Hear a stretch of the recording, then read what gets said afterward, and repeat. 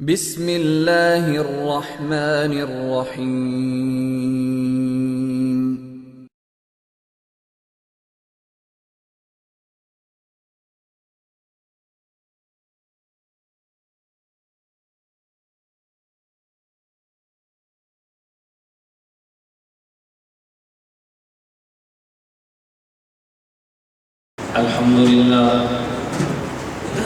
الحمد لله نحمده ونستعينه ونستغفره ونؤمن به ونتوكل عليه ونعوذ بالله من شرور أنفسنا ومن سيئات أعمالنا من يهده الله فلا مضل له ومن يضلل فلا هادي له ونشهد أن لا إله إلا الله وحده لا شريك له ونشهد أن سيدنا ومولانا محمدا عبده ورسوله أما بعد فأعوذ بالله من الشيطان الرجيم بسم الله الرحمن الرحيم فاعلم أنه لا إله إلا الله اللهم صل على محمد وعلى آل محمد كما صليت على إبراهيم وعلى آل إبراهيم إنك حميد مجيد اللهم بارك على محمد وعلى آل محمد كما باركت على إبراهيم وعلى آل إبراهيم إنك حميد مجيد۔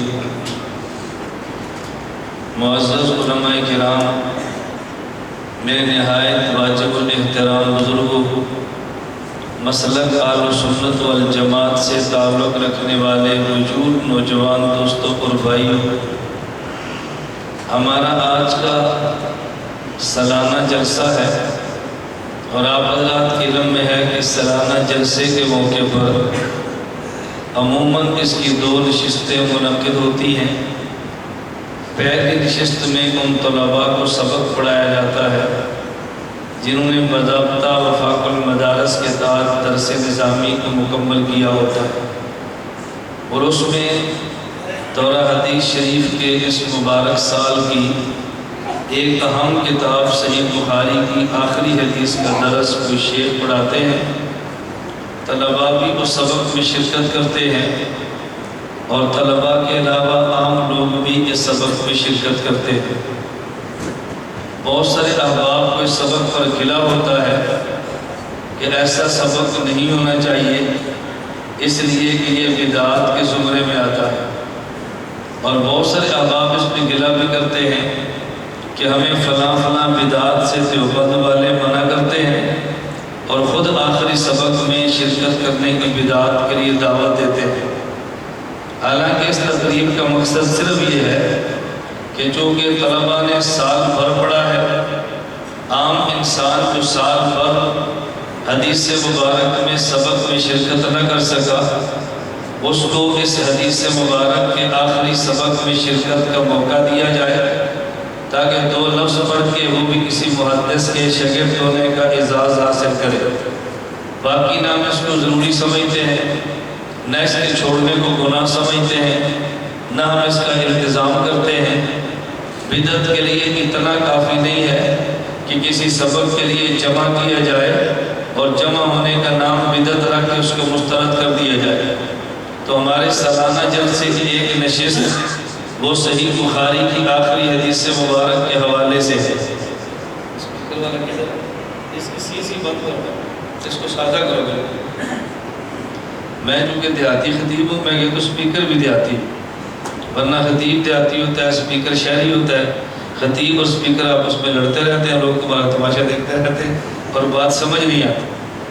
سپیکر جتنا سادہ ہو اتنی بات سمجھ آتی ہے۔ اب سمجھ آ رہی ہے نا؟ اور دوسری نشست میں عموماً اپنے عقائد اور مسائل اہل سنت والجماعت کو بیان کرنے کے لیے ایک دوسرے عالم کو دعوت دیتے ہیں۔ اسی ترتیب کے مطابق ابھی عشاء کی نماز سے قبل حضرت مولانا عبدالغفور دامت برکاتہم نے صحیح بخاری کی آخری حدیث سے مبارک کا درس دیا ہے، اور عشاء کی نماز کے بعد ہماری دوسری نشست کا یہ پہلا اور آخری بیان ہے، اور یہ عقائد اور اہل سنت والجماعت کے مسائل کو بیان کرنے کے لیے ہے۔ میں نے آپ حضرات کی خدمت میں جو قرآن کریم کا حصہ تلاوت کیا ہے وہ آپ حضرات عموماً پڑھتے رہتے ہیں۔ فَعْلَمْ أَنَّهُ لَا إِلَٰهَ إِلَّا اللَّهُ، اللہ رب العزت نے اپنے پیغمبر کے ذریعے اور پیغمبر کے واسطہ سے ہمیں خطاب فرما کر یہ بات کی ہے کہ تم نے لا الہ الا اللہ پہ یقین رکھنا ہے۔ لا الہ الا اللہ کا مطلب کیا ہے؟ جہاں تم نے ایک خدا کے وجود کو ماننا ہے وہاں تم نے باطل معبودین کا انکار بھی کرنا ہے۔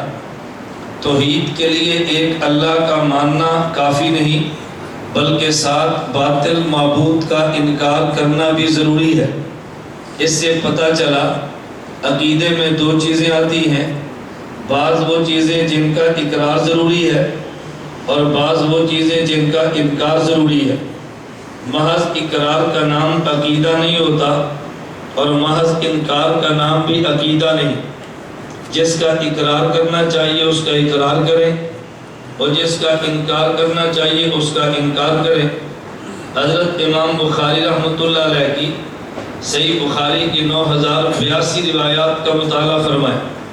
حضرت امام بخاری جو پہلی حدیث لاتے ہیں انما الاعمال بالنیات، اس میں امام بخاری اقرار کرواتے ہیں، اور جو آخری حدیث لاتے ہیں کلمتان حبیبتان الی الرحمن، اس میں امام بخاری ایک بات کا انکار کرواتے ہیں۔ میرا عنوان بخاری نہیں ہے، میں اس پہ بات کرتا۔ میں کبھی کبھی علماء کو ایک بات مذاق میں کہتا ہوں، جن کو عقیدت ہوتی ہے بہت خوش ہوتے ہیں، اور جن کو عقیدت نہیں ہوتی ان کو کبھی میرے جملے پہ تعجب ہوتا ہے، کبھی اچھا نہیں لگتا۔ میں کہتا ہوں عموماً بخاری کے افتتاح یا اختتام کے موقع پہ ہمارا مزاج یہ ہوتا ہے کہ ختم بخاری ان سے کروا لیں اور مولانا گمن سے تقریر کروا لیں، یعنی یہ سمجھتے ہیں کہ بخاری اس کو نہیں آتی، بخاری کے لیے ایک عالم اور کا انتخاب کریں اور عوام کو تقریر سنانے کے لیے مولانا الیاس گمن کو بلا لیں۔ میں کہتا ہوں یہ غلط فہمی آپ کی کس دن دور ہوگی، اللہ اس غلط فہمی کو دور فرما دے۔ میرا کیونکہ عنوان یہ نہیں ہے، لیکن بولنا میں نے صحیح بخاری پر انشاءاللہ، اور میں اس طرز پہ صحیح بخاری پہ بات کروں گا کہ آپ نے مجھ سے قبل اس طرز پر کبھی گفتگو نہیں سنی ہوگی انشاءاللہ۔ میں جب کہتا ہوں نا کبھی نہیں، وہ کبھی نہیں ہوتی ہے، ہم جھوٹے دعوے کبھی نہیں کرتے۔ میں دلائل پیش کروں گا پھر آپ کی خدمت میں باتیں آئیں گی انشاءاللہ۔ میں گزارش ہی کر رہا تھا، حضرت امام بخاری رحمۃ اللہ علیہ پہلی حدیث لائے انما الاعمال بالنیات، اور امام بخاری رحمۃ اللہ علیہ اس میں عنوان کیا کار کرتے ہیں، کیف کان بدأ الوحی، اللہ کے نبی پر وحی کیسے آئی ہے اس کو ماننا چاہیے۔ اس پر امام بخاری آیات لائے، حدیثیں بیان کی ہیں، اور آخر میں امام بخاری رحمۃ اللہ علیہ فرماتا ہے کتاب الرد علی الجہمیہ، جہمیہ ایک فرقہ اور فتنہ تھا، اس کا رد کیا ہے، اور ردود پیش کرتے امام بخاری پہلے آیات لائے ہیں اور پھر احادیث لائے ہیں۔ اس فتنے کا مذہب کیا تھا؟ وہ یہ سمجھتے تھے کہ قیامت کے دن اعمال کو کیسے تولا جا سکتا ہے۔ ایک بندے نماز پڑھی اور ختم ہوگی، اب نماز کو تولیں گے کیسے؟ روزہ رکھا اور ختم ہو گیا، روزہ تولیں گے کیسے؟ ایک آدمی زبان سے سبحان اللہ کہے، اس جملے کو تولیں گے کیسے؟ ان کا خیال یہ تھا اقوال اعمال کا قیامت کو تول اور وزن نہیں ہوگا۔ حضرت امام بخاری فرماتے ہیں میں تمہاری تردید کرتا ہوں اور تمہارے اس دعوے کا انکار کرتا ہوں۔ اس پر امام بخاری پہلے آیات لائے وَنَزَعُ الْمَوَازِينَ الْقِسْطَ، پھر امام بخاری حدیث لائے کہ نبی کریم صلی اللہ علیہ وسلم نے فرمایا، یہ حدیث آپ نے سن لی ہے، کلمتان حبیبتان الی الرحمن ثقیلتان فی المیزان، کہ دیکھو جو کلمے اللہ کو محبوب ہیں میزان میں بڑے بوجھ والے اور وزن والے ہیں۔ اگر یہ کلمہ تلتا نہیں ہے تو بوجھ والا کیسے؟ بوجھ والا تبھی ہوگا کہ اس نے تلنا ہے، باقی اس کو کیسے تولنا ہے میں اس پر بات نہیں کر رہا، میں صرف سمجھا رہا ہوں۔ حضرت امام بخاری نے صحیح بخاری کی پہلی حدیث میں اقرار کی بات کی ہے، اور امام بخاری نے آخری حدیث میں انکار کی بات کی ہے۔ جس بات کو ماننا چاہیے ماننا ایمان ہے، اور جس بات کو نہیں ماننا چاہیے انکار کرنا ایمان ہے۔ 1,24,000 انبیاء کو ماننا ایمان ہے، تو مرزا قادیانی کا انکار کرنا ایمان ہے۔ کوئی بندہ کہے نہیں جی ہم تو انکار والے نہیں ہیں، ہم صرف اقرار والے ہیں، تو ہر بات کا اقرار تو نہیں کیا جاتا۔ اللہ فرماتے ہیں فَعْلَمْ أَنَّهُ لَا إِلَهَ إِلَّا اللَّهُ، میرے پیغمبر ان کو یہ بات بتاؤ، اس بات کا تمہیں یقین کرنا چاہیے۔ توحید کا مطلب یہ ہے تم نے ایک خدا کو ماننا ہے اور باقی خداؤں کا تم نے انکار کرنا ہے۔ پتہ یہ چلا کہ بعض باتیں اقرار کی ہیں اور بعض باتیں انکار کی ہیں۔ حضرت امام بخاری رحمۃ اللہ علیہ صحیح بخاری میں جو 9,082 روایات، مقررات، معلقات، مطابعات اور شواہد کو ملا کر لائے، حضرت امام بخاری رحمۃ اللہ علیہ کی ان روایات سے جہاں اہل حق نے صحیح استدلال کیا ہے وہاں اہل باطل نے غلط استدلال بھی کیا ہے۔ جس طرح اہل حق اپنے موقف پہ بخاری کو پیش کرتے ہیں، اہل باطل بھی اپنے موقف کو پہ بخاری کو پیش کرتے ہیں۔ آپ اس پہ حیران ہوں گے کہ یار وہ بخاری کیسے پیش کرتے ہیں؟ جس طرح ہم ختم نبوت پہ قرآن کی آیت پیش کرتے ہیں، اسی طرح مرزائی اور قادیانی مرزا قادیانی کی نبوت پہ بھی قرآن پیش کرتے ہیں۔ آپ کو ہو یار عجیب بات ہے کہ ہم حضور کی ختم نبوت پہ آیت پڑھیں تو بات سمجھ آتی ہے، قادیانی مرزا قادیانی کی نبوت پہ آیت کیسے پیش کرتا ہے؟ میں تھوڑی سی بات سمجھاؤں گا مثال کے لیے، تو آپ کے دماغ میں بات اترے گی اور آگے مجھے مضمون سمجھانا بہت آسان ہوگا۔ قرآن کریم میں ہے ما کان محمد ابا احد من رجالکم ولکن رسول اللہ و خاتم النبیین، اللہ کے پیغمبر خاتم النبیین ہیں۔ ہم مسلمان بھی کہتے ہیں حضور خاتم النبیین ہیں، مرزائی اور قادیانی بھی کہتے ہیں حضور خاتم النبیین ہیں۔ آپ کہیں گے پھر جھگڑا کیا ہے؟ جھگڑا لفظ خاتم کے معنی میں ہے۔ ہم کہتے ہیں خاتم کا معنی آخری ہے، قادیانی کہتے ہیں خاتم کا معنی مہر ہے۔ عربی زبان میں خاتم کا معنی مہر بھی ہے، عربی زبان میں خاتم کا معنی آخری بھی ہے، دونوں چیزیں عربی میں معنی دونوں موجود ہیں۔ نبی پاک صلی اللہ علیہ وسلم کی مہر دیکھیں، اس میں لکھا ہوتا ہے خاتم، یہ حضور پاک کی مہر ہے۔ میں بتا یہ رہا تھا کہ ہم نے خاتم کا معنی آخری کیا اور انہوں نے خاتم کا معنی مہر کیا۔ ہم نے کہا حضور آخری نبی ہیں، ان کے بعد کوئی نبی پیدا ہو نہیں سکتا، اور مرزائی کہنے لگے نہیں، حضور آخری نبی نہیں ہے بلکہ حضور نبیوں کی مہر ہے، جن پہ مہر لگے گی نبی بن جائے گا۔ ہم نے خاتم کا معنی آخری کیا، ان نے خاتم کا معنی مہر کیا۔ اب دونوں میں فیصلہ کیسے کرائے کہ کس کا معنی غلط اور کس کا ٹھیک ہے؟ ہم قادیانوں سے موٹی سی بات کہتے ہیں، یہ آیت اللہ کے نبی کی قرآن کریم کی نہ تم پہ نازل ہوئی نہ آیت ہمارے اوپر نازل ہوئی، یہ آیت جس نبی پہ نازل ہوئی اس نبی سے پوچھ لو یہاں پہ خاتم کا معنی کیا ہے۔ اگر نبی اس مقام کے خاتم کا معنی مہر کر دے تو بات تمہاری ٹھیک ہے، اگر حضور خاتم کا معنی آخری کر دے تو بات ہماری ٹھیک ہے۔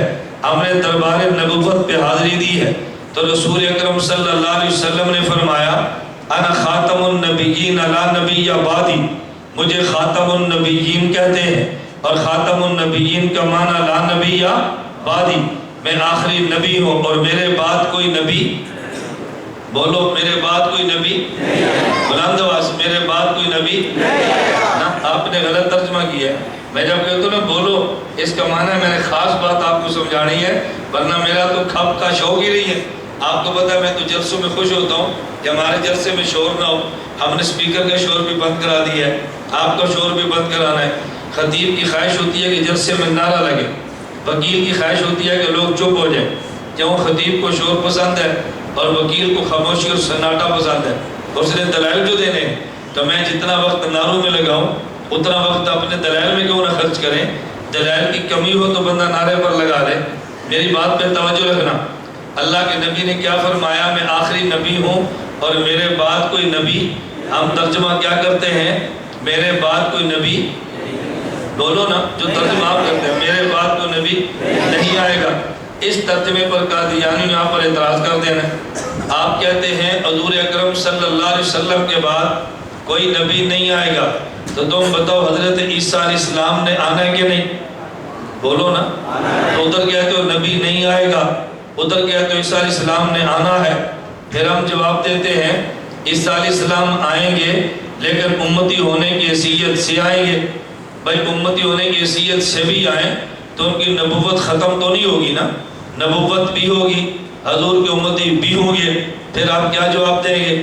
جب آپ نے پھنسنا ہے پھر آپ کو ہماری قدر آنی ہے، اور آپ نے کہنا مولانا فیصل مولانا گمان کا ٹائم لے دو، اور جب آپ نے ٹائم نہیں لینا، ہم نے اگر مسئلہ بیان کرنا ہے تو واقعات والوں نے کہنا ہے یہ یہاں پر فتنہ تھا ہی نہیں، اس کی بیان کرنے کی ضرورت کیا تھی؟ جب ہم بیان کرتے ہیں آپ کہتے ہیں فتنہ ہی نہیں تھا، اور جب فتنہ آ جاتا ہے تو پھر بعد میں سنبھلا نہیں جاتا۔ اس لیے ترجمہ یہ کرنا، انا خاتم النبیین، نبی کریم صلی اللہ علیہ وسلم نے فرمایا میں آخری نبی ہوں، لا نبی یا بعدی، میرے بعد کوئی نبی پیدا نہیں ہوگا، لا نبی یا بعدی، میرے بعد کوئی نبی پیدا۔ آپ اس پہ کریں اعتراض، کوئی اعتراض نہیں کر سکتے۔ عیسیٰ علیہ السلام پیدا نہیں ہوں گے، عیسیٰ علیہ السلام نازل ہوں گے۔ مرزا قادیانی نازل نہیں ہوا، مرزا قادیانی پیدا ہوا۔ تو اللہ کے نبی نے فرمایا کہ میرے بعد کوئی نبی، بولو نا میرے بعد کوئی نبی، ہاں یہ نہیں کہ آئے گا نہیں، آپ نے کہنا میرے بعد کوئی نبی پیدا نہیں ہوگا، حضور آخری نبی ہے۔ میں صرف ایک مثال دے رہا تھا کہ دیکھو قرآن کی آیت وہی ہے، اسی سے دلیل مرزائیوں نے پکڑی ہے، اسی سے دلیل مسلمانوں نے پکڑی ہے۔ اب ہم نے دیکھنا ہے کہ بنیاد کیا تھی جس سے مرزائیوں نے دھوکہ دیا، وہ بنیاد ختم کر دے تو مرزائی کبھی دھوکہ دے ہی نہیں سکتے۔ اللہ میں بات سمجھنے کی توفیق عطا فرمائے۔ بات چل پڑی ہے تو میں ایک دو مثال اور دیتا ہوں۔ آج کبھی لوگ ہم سے پوچھتے ہیں بھئی ذاکر نائک سے تمہارا کیا اختلاف ہے؟ میں کہتا ہوں ذاکر نائک سے ہمارا اختلاف نہیں، ذاکر نائک کو ہم سے اختلاف ہے۔ آپ کو کہ دونوں میں کیا فرق ہے؟ ایک ہوتا ہے پہلے والا، ایک ہوتا ہے بعد والا۔ پہلے والے بعد والوں سے اختلاف نہیں کرتے، بعد والے پہلوں سے اختلاف کرتے ہیں۔ ہم نے فتویٰ عمر بن خطاب کا لیا جو پہلے والے ہیں، اور ذاکر نائک نے اختلاف حضرت عمر سے کیا ہے۔ ہماری رائے حضرت عمر والی ہے اور ذاکر نائک کی رائے بمبئی والی ہے، تو ہم نے اختلاف اس سے نہیں کیا بلکہ اس نے اختلاف ہم سے کیا۔ فرق سمجھ آ گیا؟ ہم نے اختلاف کیا یا اس نے کیا؟ تو لوگ کہتے ہیں آپ کو کیا اختلاف ہے؟ میں نے کہا ہمیں اختلاف نہیں ہے، اس سے پوچھو تمہیں کیا تکلیف ہے؟ جب علماء موجود تھے، کتابیں موجود تھی، سب کچھ موجود تھا، تو تجھے کیا مصیبت پیش آئی ہے؟ اس سے پوچھو۔ میں سمجھانے لگا تھا کہ ذاکر نائک کو ہم سے کیا اختلاف ہے، اور ہمیں ذاکر نائک کس بات پہ تکلیف ہوتی ہے؟ تکلیف اس بات پہ ہوتی ہے کہ ذاکر نائک پڑھتا قرآن ہے، لفظ نہیں پڑھتا، کیونکہ لفظ وہ پڑھ نہیں سکتا۔ آپ ذاکر نائک کی سی ڈی دیکھیں، میرے اس بیان کے بعد ذاکر نائک اپنے بیانات کے دوران قرآن کی آیت کی تلاوت نہیں کرتا، وہ تلاوت کر نہیں سکتا۔ وہ قرآن کریم میں کہے گا سورت نمبر فلاں، آیت نمبر فلاں، اور ترجمہ کرے گا۔ آیت پڑھ سکتا نہیں، اس لیے پڑھتا نہیں ہے، اور آیت کا ترجمہ کرنے کے بعد تشریح غلط کرتا ہے۔ ہمیں دکھ اس بات پہ نہیں ہے کہ ذاکر نائک نے آیت کیوں پڑھی ہے، ہمیں دکھ اس بات پہ نہیں ہے ذاکر نائک نے ترجمہ کیوں کیا ہے، ہمیں دکھ اس بات پہ ہے کہ ذاکر نائک نے غلط مسئلہ کیوں دیا ہے، اور غلط مسئلہ کیوں ہوتا ہے۔ مرزا غلام احمد قادیانی نے جرم یہ کیا تھا، اس نے قرآن مدینے والے نبی سے لیا اور مانا اس نے قادیان سے لیا۔ آج ذاکر نائک آیات مدینے والے نبی سے لیتا ہے اور مانا بمبئی والا کرتا ہے۔ میں ایک مثال دینے لگا ہوں، ذاکر نائک سے خاتون پوچھتی ہے آپ یہ بتائیں کہ عورت کا شرعی ووٹ کا حق ہے، اگر ہے تو ووٹنگ پہ دلیل کیا ہے؟ میں ووٹنگ پہ بات نہیں کرتا، عورت کو حق ہے یا نہیں یہ مفتیان سے پوچھے۔ میں ووٹنگ کی دلیل پہ بات کرتا ہوں جو ذاکر نائک نے دلیل دی ہے۔ ذاکر نائک کہنے لگا کہ عورت کی ووٹنگ کے لیے قرآن میں دلیل موجود ہے، سورہ ممتحنہ آیت نمبر 8۔ اب بندہ کتنا متاثر ہوگا کہ ڈاکٹر ذاکر نائک قرآن پڑھ کے مسئلہ بتاتا ہے، کہتے ہیں یا ایھا النبی اذا جاءک المؤمنات युबायिनका अला अल्ला युशरिकना बिल्लाहि शैआ वला यसरकना वला यज़नीना वला यक़्तुलना। कुरान करीम ने कहा, ऐ मेरे पैगंबर ईमान वाली औरतें, जब आपके पास बैत करने के लिए आए तो इनसे 6 शर्तें लेना और उसके बाद फबाय्यहुन्ना, इनको बैत कर लेना, वस्तग़फिर लहुन्नल्लाह, इनके लिए खुदा से माफ़ी भी मांगना, ये तुम्हारे साथ वादा करें, ये शिरक नहीं करेंगी, ये चोरी नहीं करेंगी, ये कत्ल नहीं करेंगी, बोहतान नहीं बांधेंगी, आपकी हर बात मानेंगी, आपकी नाफरमानी नहीं करेंगी। जब 6 बातों का अहद कर लें आप इनसे बैत ले लीजिए। ये तो आयत का माना था कि जिसने कलमा पढ़ा हो और कलमा पढ़ने के बाद गुनाहों से बचने के लिए या तौबा करने के लिए शेख तरीक़त पे हाथ बैत कर सकता है। लेकिन डॉक्टर जाकिर कहने लगा, कहते हैं जिसको तुम बैत कहते हो आज वोटें कहते हो, पैगंबर के दौर में इसे बैत कहते थे, आज औरत वोट देती है। नबी के दौर में इसका माना बैत था, अब इसने बैत का माना वोटें किया। इसका मतलब तो ये हुआ आप वोट दें तो बंदा MNA बनता है, ना वोट दें तो नहीं बनता। अगर बैत का माना वोटिंग मान ले, इसका माना अगर औरतें और मर्द मिल के हुजूर के हाथ पे बैत करें तो नबी बनता है, अगर बैत न करे तो नबी नहीं बनता। जबकि तुम्हारे MNA का ताल्लुक इलेक्शन से है, मेरे पैगंबर की नबूवत का ताल्लुक सिलेक्शन से है। इलेक्शन और होता है, सिलेक्शन और होती है। इलेक्शन और है और सिलेक्शन और है। MNA इलेक्शन से बनता है या सिलेक्शन से? बोलते नहीं। हमारी अंग्रेजी तुम्हें समझ नहीं आ रही। अब ये अंग्रेजी का लफ्ज़ जाकिर नाइक बोले, कहते बड़ा पढ़ा लिखा है, हम बोले तो आपको ताज्जुब होता है, पगड़ी बांध के अंग्रेजी का लफ्ज़ बोला क्यों है? और कईयों ने बाद में फतवा जो है मस्जिद के अंदर क्यों बोला है, ये अलग बहस कर जानी है। हम छोटा सा कैमरा रखेंगे, ये क्यों रखा है? मैंने कहा मैं तुम्हें कैसे समझाऊं ये क्यों रखा है? परेशान तो आप थे जाकिर नाइक से। मुझे बताओ आपकी बस्ती में जाकिर नाइक कभी आया? बोलो ना, कभी आया? तो जाकिर नाइक के नजरियात कैसे फैले? मीडिया से फैले है ना। तो अगर जाकिर नाइक बम्बई में तकरीर करे और उसके मीडिया से यहाँ तुम्हारी बस्ती वाकैंट में नजरिया आ जाए तो क्या ठीक नहीं है? हम वाकैंट में बयान करें और इस मीडिया के जरिए तुम्हारा बयान बम्बई तक पहुँच जाए, बताओ, बोलो ना। अब बम्बई वाला तो वाकैंट नहीं आएगा ना, ये बयान करके हम कल परसों अपलोड करेंगे नेट पे, awalitihad.org पे, anamedia.com पे या गूगल और यूट्यूब पे सर्च करें रियाज घुमन लिखे, ये बयान हफ्ते बाद आपको नेट में मिलेगा। तो इसका फायदा होगा या नुकसान होगा? बोलते नहीं हो, फायदा होगा या नुकसान होगा? उम्रा करना हो तस्वीर खिंचवा लेंगे, अपनी भी, अपनी बेटी की भी, अपनी बहू की भी, अपनी वालदा की भी। उम्रा करना मुस्तहब था, क्या जरूरत थी ना खिंचवाते? कहते जी बगैर तस्वीर के उम्रा होता नहीं है।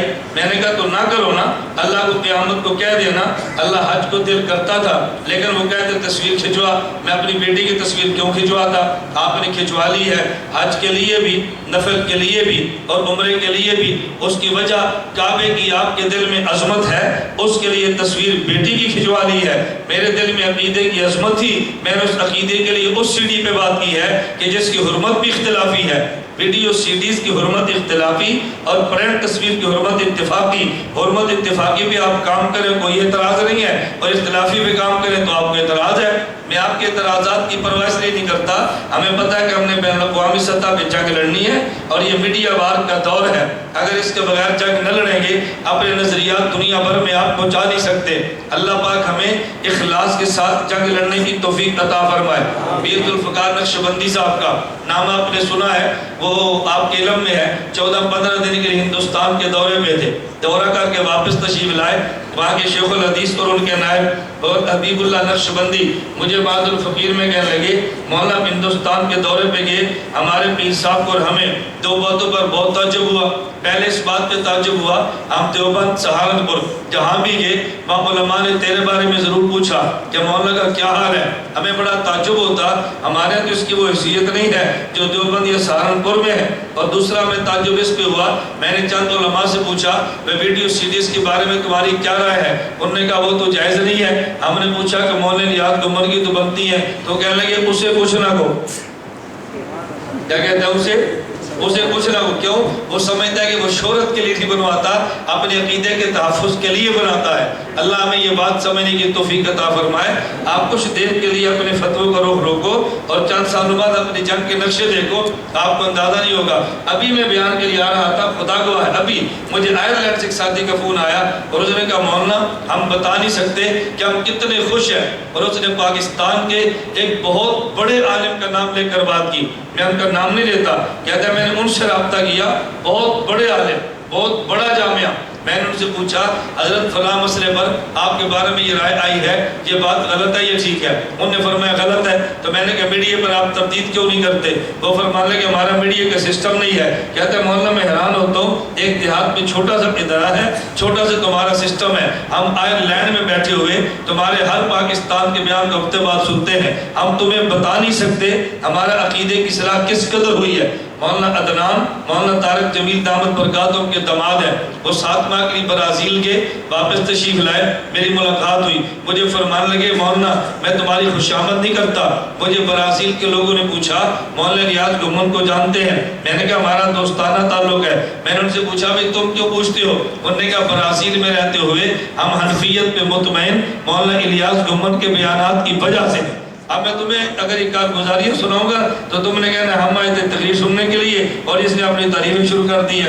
میں تعریف چھوڑ کے تقریر کرتا ہوں تاکہ آپ ہم سے ناراض اور ناراض نہ ہو۔ ہم کارگزاری تھوڑی سی پیش کرتے ہیں، آپ کے علم میں ہو دارالعلوم دیوبند کے صدر مدرس حضرت مولانا آپ حضرات کے علم میں سید پالن پوری دامت برکاتہم، سب سے پہلے 3 سال قبل انہوں نے جو مجھے فون فرمایا وہ وہاں امریکہ سے فون کیا، پہلی گفتگو مجھے فرمان لگے میں سعید احمد فلاں ملک فلاں شہر سے بات کر رہا ہوں۔ میں نے پوچھا جی میں نے پہچانا نہیں، آپ تعارف کروا سکتے ہیں؟ مجھے فرمان لگے میں سعید احمد پالن پوری دارالعلوم دیوبند کا صدر مفتی یہاں امریکہ سے بات کر رہا ہوں۔ میں نے کہا جی فرمائیں کیسے یاد کیا؟ انہوں نے کہا مولانا اس لیے یاد کیا ہم تمہیں دعائیں دیتے ہیں اور تیرا شکریہ ادا کرنے کے لیے کہ مرید تمہارے ہیں، ہر سال ہم آتے ہیں اور تمہاری کتابوں اور تمہارے لٹریچر کی وجہ سے امریکہ میں ہمارے مریدوں کا ایمان بھی بچا ہے اور فطرہ غیر مقلدیت کا مقابلہ بھی انہوں نے کیا ہے، تو میں مبارک دینے کی تجھے امریکہ سے فون کر رہا ہوں۔ یہ میں دارالعلوم دیوبند کی کارگزاری پیش کر رہا ہوں۔ ابھی اپریل میں ہماری مفتی ابوالقاسم نعمانی دامت برکاتہم دیوبند کے محتمل موجودہ مکہ مکرمہ ملاقات سے 21 اپریل کو مجھے عرض فرمانے لگے کہ دیوبند تک آپ کی کتابیں پہنچی ہیں، معراج الباری توصیف فرمان کے خلاف سیریز پہنچی ہے، ہم وہاں بیٹھ کے تمہارے کام پہ بہت خوش ہوتے ہیں کہ تم نے بہت اچھا قدم اٹھایا ہے، اللہ میں یہ کام کرنے کی توفیق عطا فرمائے۔ میں اس لیے نہیں کہتا کہ تم مجھے شاباش دو، میں نے اس لیے بات کہتا ہوں ہمارے کام کو سمجھے اور سمجھنے کی آپ کوشش فرمائے، اللہ میں بات سمجھانے کی توفیق عطا فرمائے۔ ذاکر نائک یہاں نہیں آیا، سیڈیز کے ذریعے چینل کے ذریعے اس کے نظریات پہنچے ہیں۔ میں بتا یہ رہا تھا آیت ایک ہی ہوتی ہے، اس سے استدلال اہل باطل بھی کرتا ہے، اس سے استدلال اہل حق بھی کرتے ہیں، اور جب باطل استدلال کرے اس کے جوابات کو کیسے دیتے ہیں۔ آپ صحیح بخاری اٹھا کر دیکھیں، تمہارے عقائد پہ دلائل بھی موجود ہیں، تمہارے مسائل پہ دلائل بھی موجود ہیں، امام بخاری دونوں پہ دلائل دیتا ہے، لیکن موجودہ وقت میں ہم نے دیکھا بہت سارے احباب نے صحیح بخاری کو بنیاد بنا کے آپ کے عقیدے پر اعتراض کیا اور ہم سے جواب نہیں بن سکا۔ میں دو اعتراض مستقل فکروں کے حوالے سے بات کروں گا تاکہ بات لمبی بھی نہ ہو اور آپ کے سامنے دیوبندیت کا کام بھی سمجھ آئے۔ نمبر 1، حضرت ابوبکر صدیق رضی اللہ عنہ میرے پیغمبر کے بعد پہلے خلیفہ ہے، لیکن وہ لوگ جو صدیق اکبر کو خلیفہ اول نہیں مانتے وہ صحیح بخاری کو پیش کرتے ہیں۔ آپ کو رابطی کہے گا ابوبکر صدیق خلیفہ اول نہیں ہے بلکہ خلیفہ اول تو علی المرتضیٰ ہے۔ تم پوچھو کہ دلیل کیا ہے، وہ کہے گا دلیل بخاری شریف میں روایت موجود ہے۔ پوچھو بھی روایت کون سی ہے، توجہ رکھنا، صحیح بخاری میں روایت موجود ہے، ان رسول اللہ صلی اللہ علیہ وسلم خرج الی تبوک، نبی پاک صلی اللہ علیہ وسلم غزوہ تبوک کا سفر کیا، استخلف علی، اللہ کے نبی نے علی المرتضیٰ کو مدینہ منورہ میں اپنا نائب مقرر فرما دیا۔ حضرت علی المرتضیٰ نے حضور سے محبت کے انداز میں شکوہ کیا، یا رسول اللہ میں نوجوان اور مرد آدمی ہوں، مجھے آپ اپنے ساتھ رکھتے میدان جہاد میں جنگ لڑتا۔ یہ آپ نے کیا فرمایا، اتا اتخلفنی فی الصبیان والنساء، آپ نے بچوں اور عورتوں میں مجھے چھوڑ دیا ہے، مدینہ میں بچے ہیں، مدینے میں عورتیں ہیں، مجھے مردوں کے ساتھ لے کر جاتے، میں وہاں اس مارکے میں جا کے جہاد کے اندر شرکت کرتا۔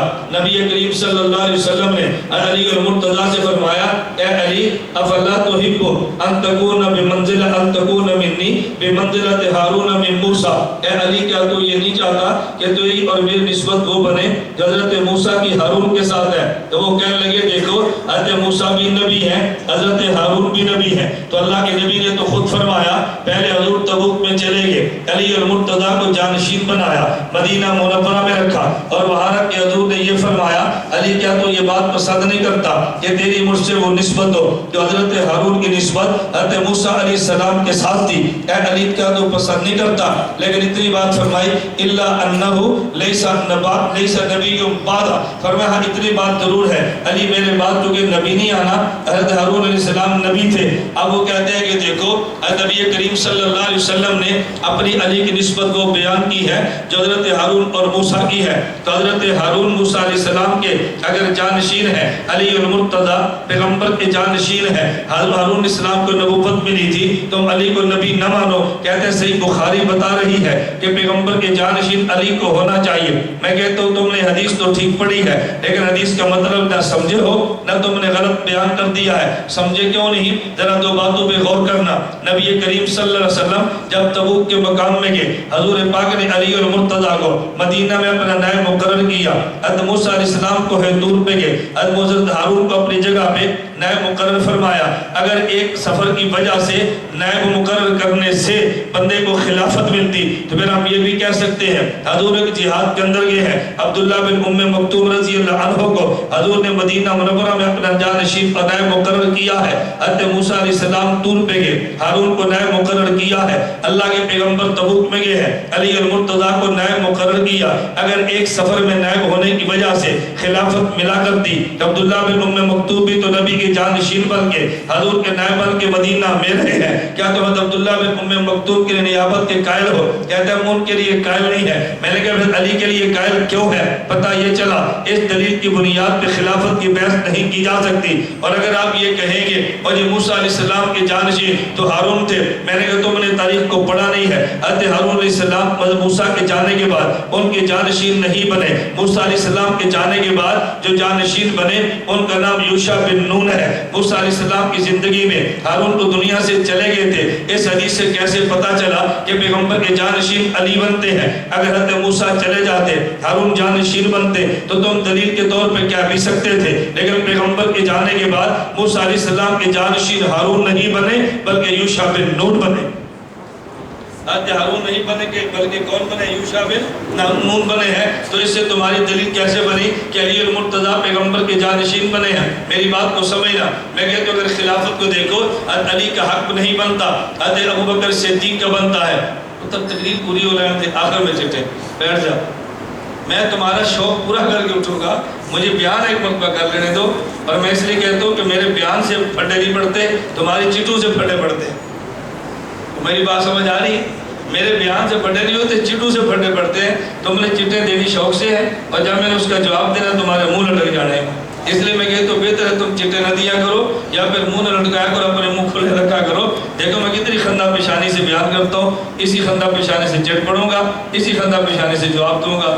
آپ چٹ دیتے ہیں ہنستے ہوئے اور پھر جواب سنتے ہیں روتے ہوئے، اور بعد میں مولانا فیصل دیکھو مولانا گھوما نے پھر مسئلہ چٹ دیا نا، تم چٹ نہ دیتے تو مسئلے نہ چٹتے، جب چٹ دو گے تو مسئلہ چھڑنا ہے کہ نہیں؟ بولو نا، تو نہ دیا کرو، بحث کراتے بھی خود ہو پھر بعد میں پریشان بھی ہوتے ہو۔ توجہ رکھنا، میرا بیان ختم ہونے دو، آپ جتنی چیٹیں لائیں گے اسٹیج پر موجود ہوگی، میں انشاءاللہ تمہاری چیٹ کا جواب دیے بغیر اسٹیج سے اتروں گا نہیں، انشاءاللہ صبح انشاءاللہ۔ میں اپنے علم کا دعویٰ نہیں کرتا، میں کہتا ہوں میں تمہارا علم دیکھ لوں گا، تم ہمارا حوصلہ دیکھ لیں۔ بات سمجھ آ رہی ہے؟ تم ہمارا حوصلہ دیکھ رہے، ہم تمہارے علم کو دیکھیں گے۔ تو علمی چیٹیں لکھا کرو، یہ گالی گلوچ نہ لکھا کرو، علمی چیٹ لکھو جس کا جواب دیتے مجھے بھی خوشی محسوس ہو کہ تم نے علمی بات کی ہے، فلاں نے یوں کہا تھا، فلاں نے یوں کہا تھا، فلاں کا جواب کیا ہے، اس کے کوئی جوابات بندے کو دیتے ہوئے عجیب سا لگتا ہے۔ میں بتا یہ رہا تھا، توجہ رکھیں، اگر خلافت کی بات ہو تو میرے پیغمبر کے بعد خلافت کا حضرت علی کو نہیں ہے، حضرت ابوبکر صدیق کو ہے رضی اللہ عنہ۔ ایک بندہ کہنے لگا جی کیوں؟ میں نے کہا تم یہ بتاؤ حضرت علی کو خلافت کا تم کیوں دیتے ہو؟ وہ کہنے لگے اس لیے حضرت علی کو نبی سے دو رشتے ہیں، ایک رشتہ ایمان کا ہے اور ایک رشتہ خون کا ہے۔ میں نے کہا یہ دو رشتے ابوبکر صدیق کو بھی ہے، ایک رشتہ خون کا ہے، ایک رشتہ اسلام کا ہے۔ مجھے کہتے ہیں وہ کون سا؟ میں نے کہا پیغمبر کے 4 جانشین ہیں، ایک کا نام حضرت ابوبکر، نمبر 2 حضرت عمر، نمبر 3 عثمان، نمبر 4 علی رضی اللہ عنہ، ان میں ابو بکر عمر کو دیکھو یہ میرے پیغمبر کے سسر بنتے ہیں، حضرت عثمان علی کو دیکھو یہ نبی کے داماد بنتے ہیں۔ سسر کی حیثیت باپ کی ہوتی ہے، داماد کی حیثیت اولاد کی ہوتی ہے، تو باپ پہلے ہوتا ہے اولاد بعد میں ہوتی ہے۔ پھر ہم نے ابو بکر عمر کو دیکھا، حضرت ابو بکر بڑے ہیں عمر چھوٹے ہیں۔ ہم نے عثمان و علی کو دیکھا، عثمان بڑے علی چھوٹے ہیں، تو دو سسر بنتے ہیں، دو داماد بنتے ہیں۔ سسر کی حیثیت باپ کی ہے، داماد کی حیثیت اولاد کی ہے۔ پہلے نمبر باپ کا آئے گا اور پھر نمبر داماد اور اولاد کا آئے گا۔ اور جو دو باپ بنے ہیں بطور سسر، ان میں پہلے کا نام ابو بکر، دوسرے کا نام عمر ہے، جو کہ ابو بکر نے کلمہ بھی پہلے پڑھا، عمر نے بعد میں پڑھا۔ ابو بکر کی عمر بھی زیادہ ہے، حضرت عمر کی عمر بھی کم ہے۔ ابو بکر کی قربانی بھی زیادہ ہے، حضرت عمر کی قربانی بھی کم ہے۔ صدیق کا نمبر 1 ہے، حضرت عمر کا نمبر 2 ہے۔ ہم نے علی عثمان رضی اللہ عنہما کو دیکھا، عثمان کی عمر زیادہ ہے، علی کی عمر تھوڑی ہے۔ حالت بلوغت میں عثمان کا کلمہ پہلے ہے، علی کا بعد میں ہے۔ عثمان داماد دوہرا ہے، علی داماد اکارہ ہے۔ تیسرا نمبر عثمان کا چوتھا علی کا بنتا ہے۔ ہم نے آنے میں دیکھا تو بھی ترتیب ہے، توجہ رکھنا، میں تمہیں ایک نکتہ دینے لگا ہوں۔ ہم نے آنے میں دیکھا تو بھی ترتیب ہے، اور جب جانے میں دیکھا تو بھی ترتیب یہی بنتی ہے۔ جب آنے میں دیکھا تو بھی یہ ترتیب، اور جب جانے میں دیکھا تو بھی یہ ترتیب۔ بتاؤ بڑے مردوں میں سب سے پہلے کلمہ کس نے پڑھا؟ ابو بکر نے، توجہ رکھنا، اور بنے سسر۔ عمر نے کلمہ پڑھا تو بنے سسر، سسر کی حیثیت باپ کی ہے، ایک بڑا اور ایک چھوٹا۔ ہم نے عثمان و علی کو دیکھا رضی اللہ عنہما، حضرت عثمان نے کلمہ پڑھا تو بالغ تھے، علی المرتضیٰ نے کلمہ پڑھا تو نابالغ تھے۔ جب علی المرتضیٰ بالغ ہوئے، حضرت عثمان کلمہ پڑھ چکے تھے، حضرت عثمان کلمہ پڑھ چکے تھے، تو حالت بلوغ میں جب اسلام میں آئے تو عثمان پہلے ہیں، علی المرتضیٰ بعد میں ہیں۔ آنے کی ترتیب بھی یوں بنتی ہے، اور دنیا سے جانے کی ترتیب بھی یوں بنتی ہے۔ توجہ رکھنا، اللہ کے پیغمبر کو دیکھا، حضور قبر مبارک میں ہے، تو نبی کے ساتھ حضور کی قبر میں پہلے کون گئے ہیں؟ بولیے کون گئے ہیں؟ اس قبر میں پھر کون گئے ہیں؟ حضرت عمر۔ اور ان کے بعد وفات کن کی ہے؟ حضرت عثمان کی۔ ان کے بعد شہادت کن کی ہے؟ علی المرتضیٰ کی۔ لیکن جانے پہ غور کرنا، ہم نے نبی کے قریب دیکھا ابو بکر ملے ہیں، پھر دیکھا عمر ملے ہیں۔ عثمان غنی قبر مبارک میں نہیں ہے، جنت البقیع میں ہے، وہ تھوڑے سے حضور کے دور ہے، نمبر 3 بنا ہے۔ علی المرتضیٰ کو دیکھا، جنت البقیع میں نہیں، کوفے میں ہے، تھوڑی سی اور دور قبر ہے۔ ابو بکر کی قریب ہے، یہ پہلے ہیں، عمر ان کے بعد یہ دوسرے ہیں۔ عثمان تھوڑے سے دور جنت البقیع میں ہے، یہ تیسرے ہیں۔ علی المرتضیٰ کوفہ میں یہ چوتھے ہیں۔ آنے کی ترتیب بھی یہ ہے، جانے کی ترتیب بھی یہ، دونوں ترتیبیں یہ بتا رہی ہے، ہم اسی ترتیب پر مانتے ہیں۔ خیر میں بتا یہ رہا تھا کہ جو لوگوں نے استدلال کی ہے میں ان پہ جواب دینے لگا تھا۔ چلے ایک دوسری روایت پڑھیں صحیح بخاری سے۔ ہمارا اہل سنت والجماعت کا موقف یہ ہے، نبی کریم صلی اللہ علیہ وسلم کے صحابی اسے ہی کہتے ہیں کہ جس نے حالت ایمان میں نبی کی صحبت میں بیٹھا ہو اور حالت ایمان میں دنیا سے چلا گیا ہو، لیکن تمہیں یہ صحابہ کو منکر کہے گا۔ اور بھئی دیکھو بخاری کہتی ہے پیغمبر کے صحابہ نبی کے جانے کے بعد بدل گئے تھے۔ توجہ رکھنا، آپ کو بخاری میں کیا لکھا ہے؟ وہ کہتے ہیں صحیح بخاری میں ہے، نبی کریم صلی اللہ علیہ وسلم قیامت کے دن حوض کوثر پہ ہوں گے، تو بعض لوگ پانی پینے کے لیے آئیں گے، بعض ایسے بھی ہوں گے کہ جن کے ادائے وضو روشن ہوں گے، ان کو دیکھ کے نبی پاک فرمائیں گے اَو صحابی، یہ تو میرے صحابہ ہیں، ان کو میرے پاس آنے دو۔ فرشتے کہیں گے نا نا، سوکن حضور ان کو دور کر دو، ہم ان کے قریب آنے نہیں دیں گے۔ نبی فرمائیں گے آنے دو، فرشتہ کہے گا نہیں آنے دیں گے، کیوں آنے دیں؟ فرمایا میرا صحابی ہے۔ فرشتہ کہے گا نا حضور آپ نہیں جانتے، انہم ارتدوا علی اعقابہم، یہ تو مرتد ہو گئے تھے، تمہارے صحابہ کیسے بنے ہیں؟ اب پیغمبر کے صحابہ کو منکر کہتا ہے، صحیح بخاری میں موجود ہے، نبوت کے جانے کے بعد صحابہ بدل گئے تھے، تم کہتے ہو نہیں بدلے، میں کہتا ہوں بخاری میں قطر نہیں ہے، صحابہ بدل گئے تھے۔ امام بخاری کے وہ الفاظ جو نبوت سے نقل کی ہے، ان الفاظ کو تو سمجھا نہیں ہے، اگر سمجھتے اعتراض کبھی نہ کرتا۔ میرے توجہ کرنا، ذرا دلیل پہ غور کرنا، ایک ہوتا ہے ارتداد علی العقب، ایک ہوتا ہے ارتداد عن الدین، یہ دو چیزیں الگ ہیں۔ فرشتہ یہ نہیں کہتا، اللہ کے نبی ارتدوا عن دینکم، یہ تمہارے دین سے بدل گئے تھے، کہ ارتدوا علی اعقابہم، یہ صحابہ کے بارے میں نہیں تھا، یہ منافقین کے بارے میں تھا۔ ارتدوا علی اعقابہم کا معنی کہ جس ایڑی پر آئے تھے اسی ایڑی پہ چلے گئے تھے، یہ کفر پہ آئے تھے کفر پہ چلے گئے تھے۔ اگر فرشتہ یہ کہتا ارتدوا عن دینک، نبی تیرے دین سے بدل گئے تھے، تو پھر معنی اور تھا، ارتدوا علی اعقابہم کا معنی اور ہے، جس کو قرآن یوں کہتا ہے قد دخلوا بالکفر وقد خرجوا بی، کفر کے ساتھ منافق آیا تھا اور کفر کے ساتھ چلا گیا، لیکن چونکہ دنیا میں صحابہ کے ساتھ رہتا تھا اور وضو کے آزاد ہونے کی وجہ سے بظاہر آزاد وضو روشن تھے، ان کو دیکھ کے نبی نے سمجھا کہ شاید یہ بھی میری جماعت کے لوگ ہیں، فرمایا نہیں یہ جماعت میں رہتے تو تھے مگر جماعت والے نہیں تھے، اس لیے ارتدوا علی اعقابہم تھے۔ ایڑی سے پلٹ جانے کا معنی اور ہوتا ہے اور دین سے بدل جانے کا معنی اور ہوتا ہے۔ فرشتہ یہ نہیں کہے دین سے بدل گئے تھے، کہ جیسے آئے تھے ویسے چلے گئے تھے، اس لیے مرتد اور ہوتا ہے، صحابی اور ہوتا ہے۔ میں کہتا ہوں بخاری سے کیسے پتہ چلا صحابہ مرتد ہو گئے تھے؟ الیاذ باللہ۔ چلیے میں تیسری روایت پیش کرتا ہوں جو صحیح بخاری سے اہل تشیع پیش کرتے ہیں۔ انہوں نے کہا جی ایک بات سمجھے، ابو بکر صدیق رضی اللہ تعالیٰ عنہ اور فاطمہ الزہرا رضی اللہ عنہما ان کا آپس میں شدید اختلاف تھا۔ زہرا تو صدیق کو نہیں مانتی، صدیق زہرا کو نہیں مانتے، اور تو کیا تو بڑا آپس میں پیار تھا۔ ہم کہتے ہیں روایت پیش کرو، کہتے ہیں روایت یہ ہے کہ نبی کریم صلی اللہ علیہ وسلم کے بعد جو فدق کا باغ تھا، باغ فدق اللہ کے پیغمبر کے پاس تھا، مال فہم ملا تھا، اس باغ فدق سے پیغمبر کی ازواج، پیغمبر کی اولاد کا یہ خرچہ چلا کرتا تھا۔ حضرت اللہ کے پیغمبر دنیا سے چلے گئے، صدیق اکبر حضور کے جانشین بنے ہیں، خلیفۃ الرسول بنے ہیں۔ حضرت فاطمہ الزہرا رضی اللہ عنہا نے صدیق اکبر کے پاس پیغام بھیجا، ارسلت الی ابی بکر، پیغام بھیجا اور کہا جو میرے والد کی دولت تھی وہ باغ فدق مجھے دے دو۔ صدیق اکبر نے کہا اے زہرا میں وہ باغ فدق تمہیں نہیں دے سکتا۔ کیوں نہیں دیتے؟ صدیق اکبر فرمانے لگے اس لیے کہ میں نے نبی پاک صلی اللہ علیہ وسلم سے یہ جملے خود سنے ہیں، نحن معاشر الانبیاء، کہ دیکھو ہم انبیاء ہیں، لا نورث، ہمارا کوئی وارث بنا نہیں کرتا، ما ترکنا ہو فبا صدقۃ، اور جو ہم مال چھوڑ کے چلے جاتے ہیں وہ امت میں صدقہ بن جاتا ہے۔ اب صحیح بخاری کے لفظ کیا ہے؟ حضرت فاطمہ الزہرا رضی اللہ تعالی عنہا نے صدیق اکبر سے بولنا چھوڑ دیا، فلم تتکلم حتی ماتت، حضرت زہرا نے وفات تک صدیق اکبر سے کوئی بات نہیں کی۔ پورے 5 یا 6 مہینے اسی طرح گزر گئے۔ اس حدیث کو دیکھا تو لوگ کہنے لگے کہ دیکھو زہرا صدیق سے ناراضگی ہے اور نبی کی اولاد ہے، پیغمبر کی لاڈلی بیٹی صدیق سے ناراضگی ہے، تو جس سے پیغمبر کی بیٹی ناراض ہو تو امام کیسے بن سکتا ہے؟ میں نے کہا نا، تم نے ایک روایت کو دیکھا اور اس کو بھی نہیں سمجھے، اور دوسری روایت کو تم نے دیکھا ہی نہیں ہے۔ نمبر 1 بات کو سمجھنا، یہ جو حدیث مبارک صحیح بخاری میں ہے اس کا معنی یہ نہیں تھا حضرت زہرا حضرت صدیق اکبر سے ناراض ہو کر دنیا میں گئی ہے۔ محدثین نے لکھا ہے اس کا معنی یہ تھا حضرت زہرا رضی اللہ عنہا نے صدیق اکبر سے باغ فدق مانگا، صدیق اکبر نے کہا کہ نہیں زہرا یہ باغ تمہیں نہیں دے سکتا۔ حضرت کیوں نہیں ملتا؟ فرمایا اس لیے کہ تمہارے والد نے فرمایا کہ نبی کا دنیا میں وارث کوئی نہیں ہوتا، پیغمبر کی وراثت اولاد کو ملا نہیں کرتی بلکہ پیغمبر کا مال امت میں صدقہ ملتا ہے۔ تو جب حضرت زہرا نے مسئلے کو سمجھ لیا تو زہرا مسئلہ سمجھ کے چپ ہو گئی اور دوبارہ وفات تک صدیق اکبر سے مطالبہ نہیں کیا، دوبارہ وفات تک ابو بکر صدیق سے مطالبہ نہیں کیا۔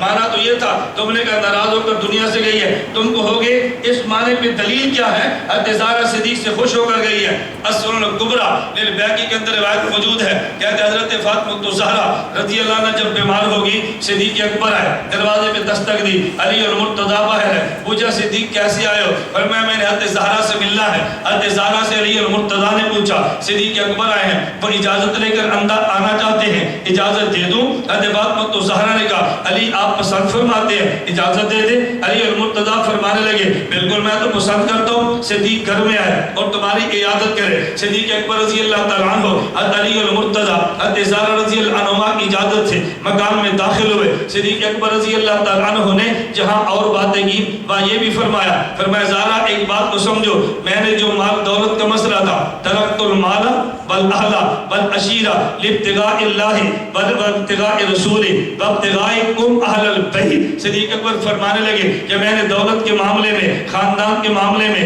وہ طریقہ اختیار کیا جس پہ اللہ راضی ہے، پیغمبر راضی ہے اور تم اہل بیت والے بھی راضی ہو۔ امام سی حضرت یہ السنن الکبریٰ میں یہ بات بڑی وضاحت سے لکھی ہے، فتویٰ فترضاها حتی رضیہ۔ صدیق اکبر نے یہ جملہ یوں سمجھایا حضرت زہرا صدیق اکبر سے راضی ہو گئی، صدیق اکبر سے راضی بھی ہیں اور مال کا مطالبہ بھی نہیں کیا۔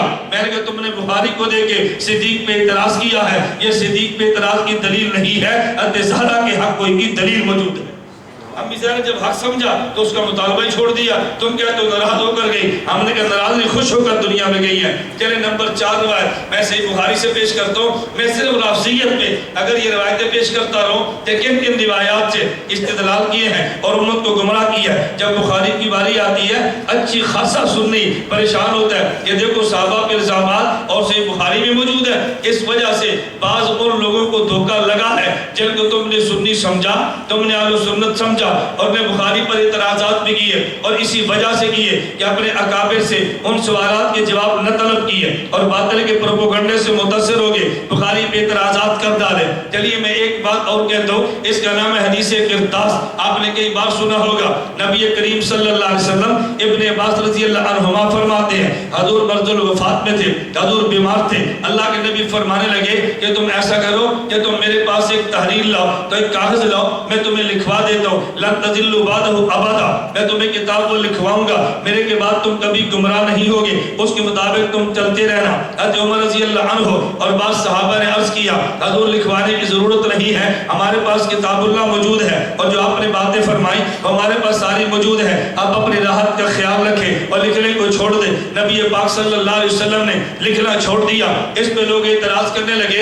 اللہ کے پیغمبر حضرت علی کی خلافت اور ولایت کو لکھوانا چاہتے تھے لیکن عمر نے لکھنے نہیں دیا. الیاذ باللہ حضرت عمر نے کتنا بڑا ظلم کیا ہے. اگر حضور لکھ دیتے علی کی ولایت بالکل پکی ہو جاتی، خلافت کا مسئلہ حل ہو جاتا. میں نے کہا تم بات کو سمجھے نہیں ہو. اس کا آسان جواب تو یہ تھا. ابن حجر اسقلانی رحمۃ اللہ علیہ نے فتح الباری میں دیا ہے، علامہ عین عمدۃ القاری میں دیا ہے. پہلے اللہ کے نبی نے فرمایا تم کاغذ لاؤ میں لکھوانا چاہتا ہوں. بعد میں پیغمبر نے اس کاغذ کو نہیں مانگا تو پہلا حضور کا حکم بھی وحی کی وجہ سے تھا، دوبارہ بھی وحی کی وجہ سے تھا. پہلے وحی آئی کہ لکھوا لینا چاہیے، پھر حکم بدل گیا کہ پیغمبر لکھوانے کی ضرورت نہیں ہے. تم کہو گے حکم کیسے بدلا ہے؟ کیا تمہارے علم میں نہیں ہے؟ قرآن کریم کی 18 آیات اتری ہے حضرت عمر کے حق کی وجہ سے. جب عمر بدلتا تھا تو وہی آ جایا کرتی تھی. پیغمبر نے فرمایا لکھوا دینا چاہیے، حضرت عمر نے کہا حضور نہیں لکھوانا چاہیے، وہی اتر آئی ہے، پیغمبر نے نہیں لکھوایا. اور اس پہ دلیل کیا ہے کہ یہ وحی کی وجہ سے ہے. قرآن کریم میں ہے وما ينطق عن الهوى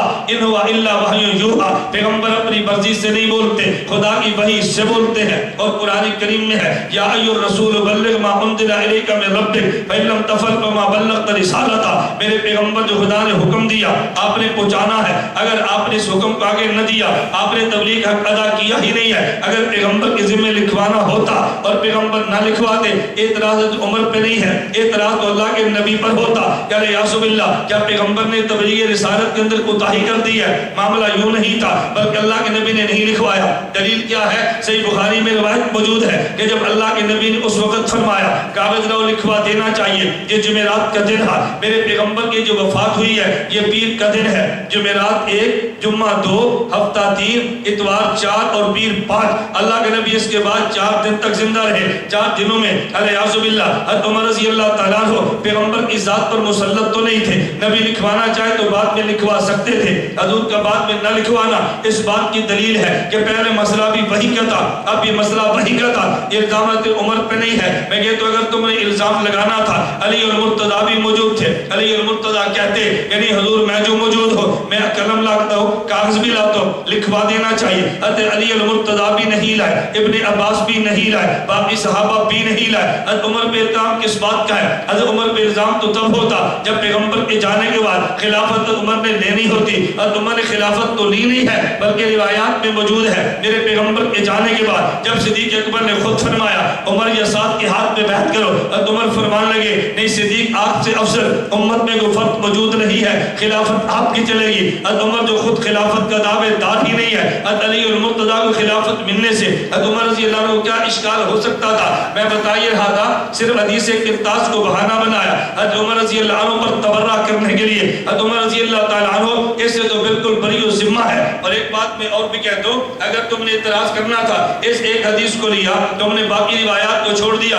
وہ روایات جس میں تصریح ہے. اچھا آپ کو حیرانگی ہوگی کہ یہ روایت اگر بخاری میں ہے تو مسند احمد میں بھی ہے لیکن مسند احمد میں الفاظ بالکل الگ تلگ ہے. علی المرتضیٰ فرماتے ہیں نبی کریم صلی اللہ علیہ وسلم فرمایا علی تم کاغذ لاؤ تاکہ لکھوا دیا جائے اور ایسی تحریر ملے کہ بعد میں امت گمراہ نہ ہو. علی المرتضیٰ فرماتے ہیں میں نے خود حضور سے عرض کیا حضور انی احفظ، میں میں یاد بھی کر لوں گا، بڑائی اور محفوظ بھی کر لوں گا، لکھوانے کی بجائے مجھے زبانی بتا دے۔ اللہ کے پیغمبر نے فرمایا اوصیکم بالصلاۃ والزکاۃ وما ملکت ایمانکم، وما ملکت ایمانکم۔ علی المرتضیٰ نے کہا حضور لکھوانے کی ضرورت نہیں ہے، مجھے زبانی بتا دے۔ حضور نے فرمایا نماز کا خیال رکھنا، زکوٰۃ کا خیال کرنا اور محتاط غلاموں کا خیال کرنا، تو نبی نے بتا دیا تھا۔ اب تو اس میں حضرت علی کی خلافت کا تو تذکرہ ہی نہیں ہے۔ اگر اعتراض ہوتا حضرت عمر یا علی والوں کا نہیں، اعتراض تو صدیق والوں کو ہونا چاہیے تھا، اس لیے کہ صحیح مسلم میں روایت موجود ہے، نبی پاک نے فرمایا اے عائشہ ادعی ابا بکر و اخاہ، اپنے والد ابو بکر کو بلاؤ، اپنے بھائی کو بلاؤ۔ حضور کس لیے؟ فرمایا میرا دل کرتا ہے میں تمہیں تحریر لکھ کے دے دوں۔ کیوں؟ فخشیت ان یتمنى متمن، ممکن ہے بعد میں کوئی بندہ کہہ دے انا اولا، میرا حق زیادہ ہے، لیکن عائشہ میرا جی چاہتا ہے تحریر لکھو، لیکن تحریر لکھی بھی نہیں ہے۔ اور ساتھ پیغمبر نے فیصلہ بھی فرما دیا یا اللہ والمؤمنون الا ابا بکر، میں محمد کہتا ہوں میرے جانے کے بعد اللہ بھی صدیق کی خلافت کا فیصلہ کرے گا، ایمان والے بھی صدیق کی خلافت کا فیصلہ کرے گا۔ تو یہ تو ان کو کہنا چاہیے تھا کہ جن کے بارے میں تاریخ کی بات صراحتاً ہوتی ہے، ایک اعتراض کیا نہیں ہے اور دوسرے بندے اعتراض کرتے ہیں۔ میں بتا یہ رہا تھا حدیث قرطاس کی بنیاد پہ میرے حضرت عمر رضی اللہ عنہ کی ذات پہ اعتراض قطعاً نہیں کیا جا سکتا۔ میں نے صرف 4 روایات کو پیش کی ہیں کہ جن روایات کو لے کے اہل تحیہ روایت لیں گے اور الزام صحابہ پہ لگا دیں گے۔ میں ایک اور فطرے کی بات کرتا ہوں جن نے روایات بخاری سے لی ہے اور ساتھ استدلالات میں غلط عقیدے کو پیش کیا ہے، ان میں نمبر 1 آپ نے سنا ہوگا بدعت کا عقیدہ کیا ہے کہ جس طرح خدا مختار کل ہے، نبی مختار کل ہے، اللہ اگر پیغمبر کو خزانے دیتے ہیں، نبی خزانے تقسیم کر دیتے ہیں، پوچھو تمہاری دلیل کیا ہے؟ وہ کہتے ہیں میری دلیل بھی بخاری میں ہے۔ وہ بخاری میں روایت کون سی ہے؟ امیر معاویہ رضی اللہ عنہ ارشاد فرماتے ہیں نبی کریم صلی اللہ علیہ وسلم نے فرمایا من یرد اللہ بہ خیرا یفقہہ فی الدین، اللہ جس سے بھلائی کا ارادہ کرتا ہے اللہ اسے دین کی سمجھ عطا فرما دیتا ہے۔ پھر حضور فرمانے لگے انما انا قاسم واللہ یوتی، اللہ عطا کرتا ہے میں محمد تقسیم کرتا ہوں۔ تو لوگ کہتے ہیں بخاری میں روایت موجود ہے عطا خدا کے ذمے ہے، تقسیم مصطفیٰ کے ذمے ہے، تو جب تقسیم حضور کے ذمے ہے اولاد نبی سے لے لو، تقسیم مصطفیٰ کے ذمے ہے، خزانہ نبی سے لے لو، تقسیم مصطفیٰ کے ذمے ہے، تو چلو رزق نبی سے لے لو۔ دیکھو حدیث تو صراحتاً موجود ہے، میں کہتا ہوں تم نے الفاظ بالکل ٹھیک بیان کیے ہیں لیکن تم نے مطلب غلط بیان کیا ہے۔ ہم اس کا معنی کیا بیان کرتے ہیں، اس پہ قرینہ کیا پیش کرتے ہیں، اس پہ دلیل کیا ہے؟ اللہ کے نبی فرمانے لگے انما انا قاسم واللہ یؤتی، خدا عطا کرتا ہے، مصطفیٰ تقسیم کرتا ہے۔ اس سے مراد دنیا کے خزانے نہیں ہے، اس سے مراد اولاد نہیں ہے، اس سے مراد موت و حیات نہیں ہے، اس سے مراد رزق نہیں ہے، بلکہ اس سے مراد علم و عمل ہے۔ میرے پیغمبر بتانا یہ چاہتے ہیں علم و عمل عطا خدا کرتا ہے، علم و عمل تقسیم مصطفیٰ کرتا ہے۔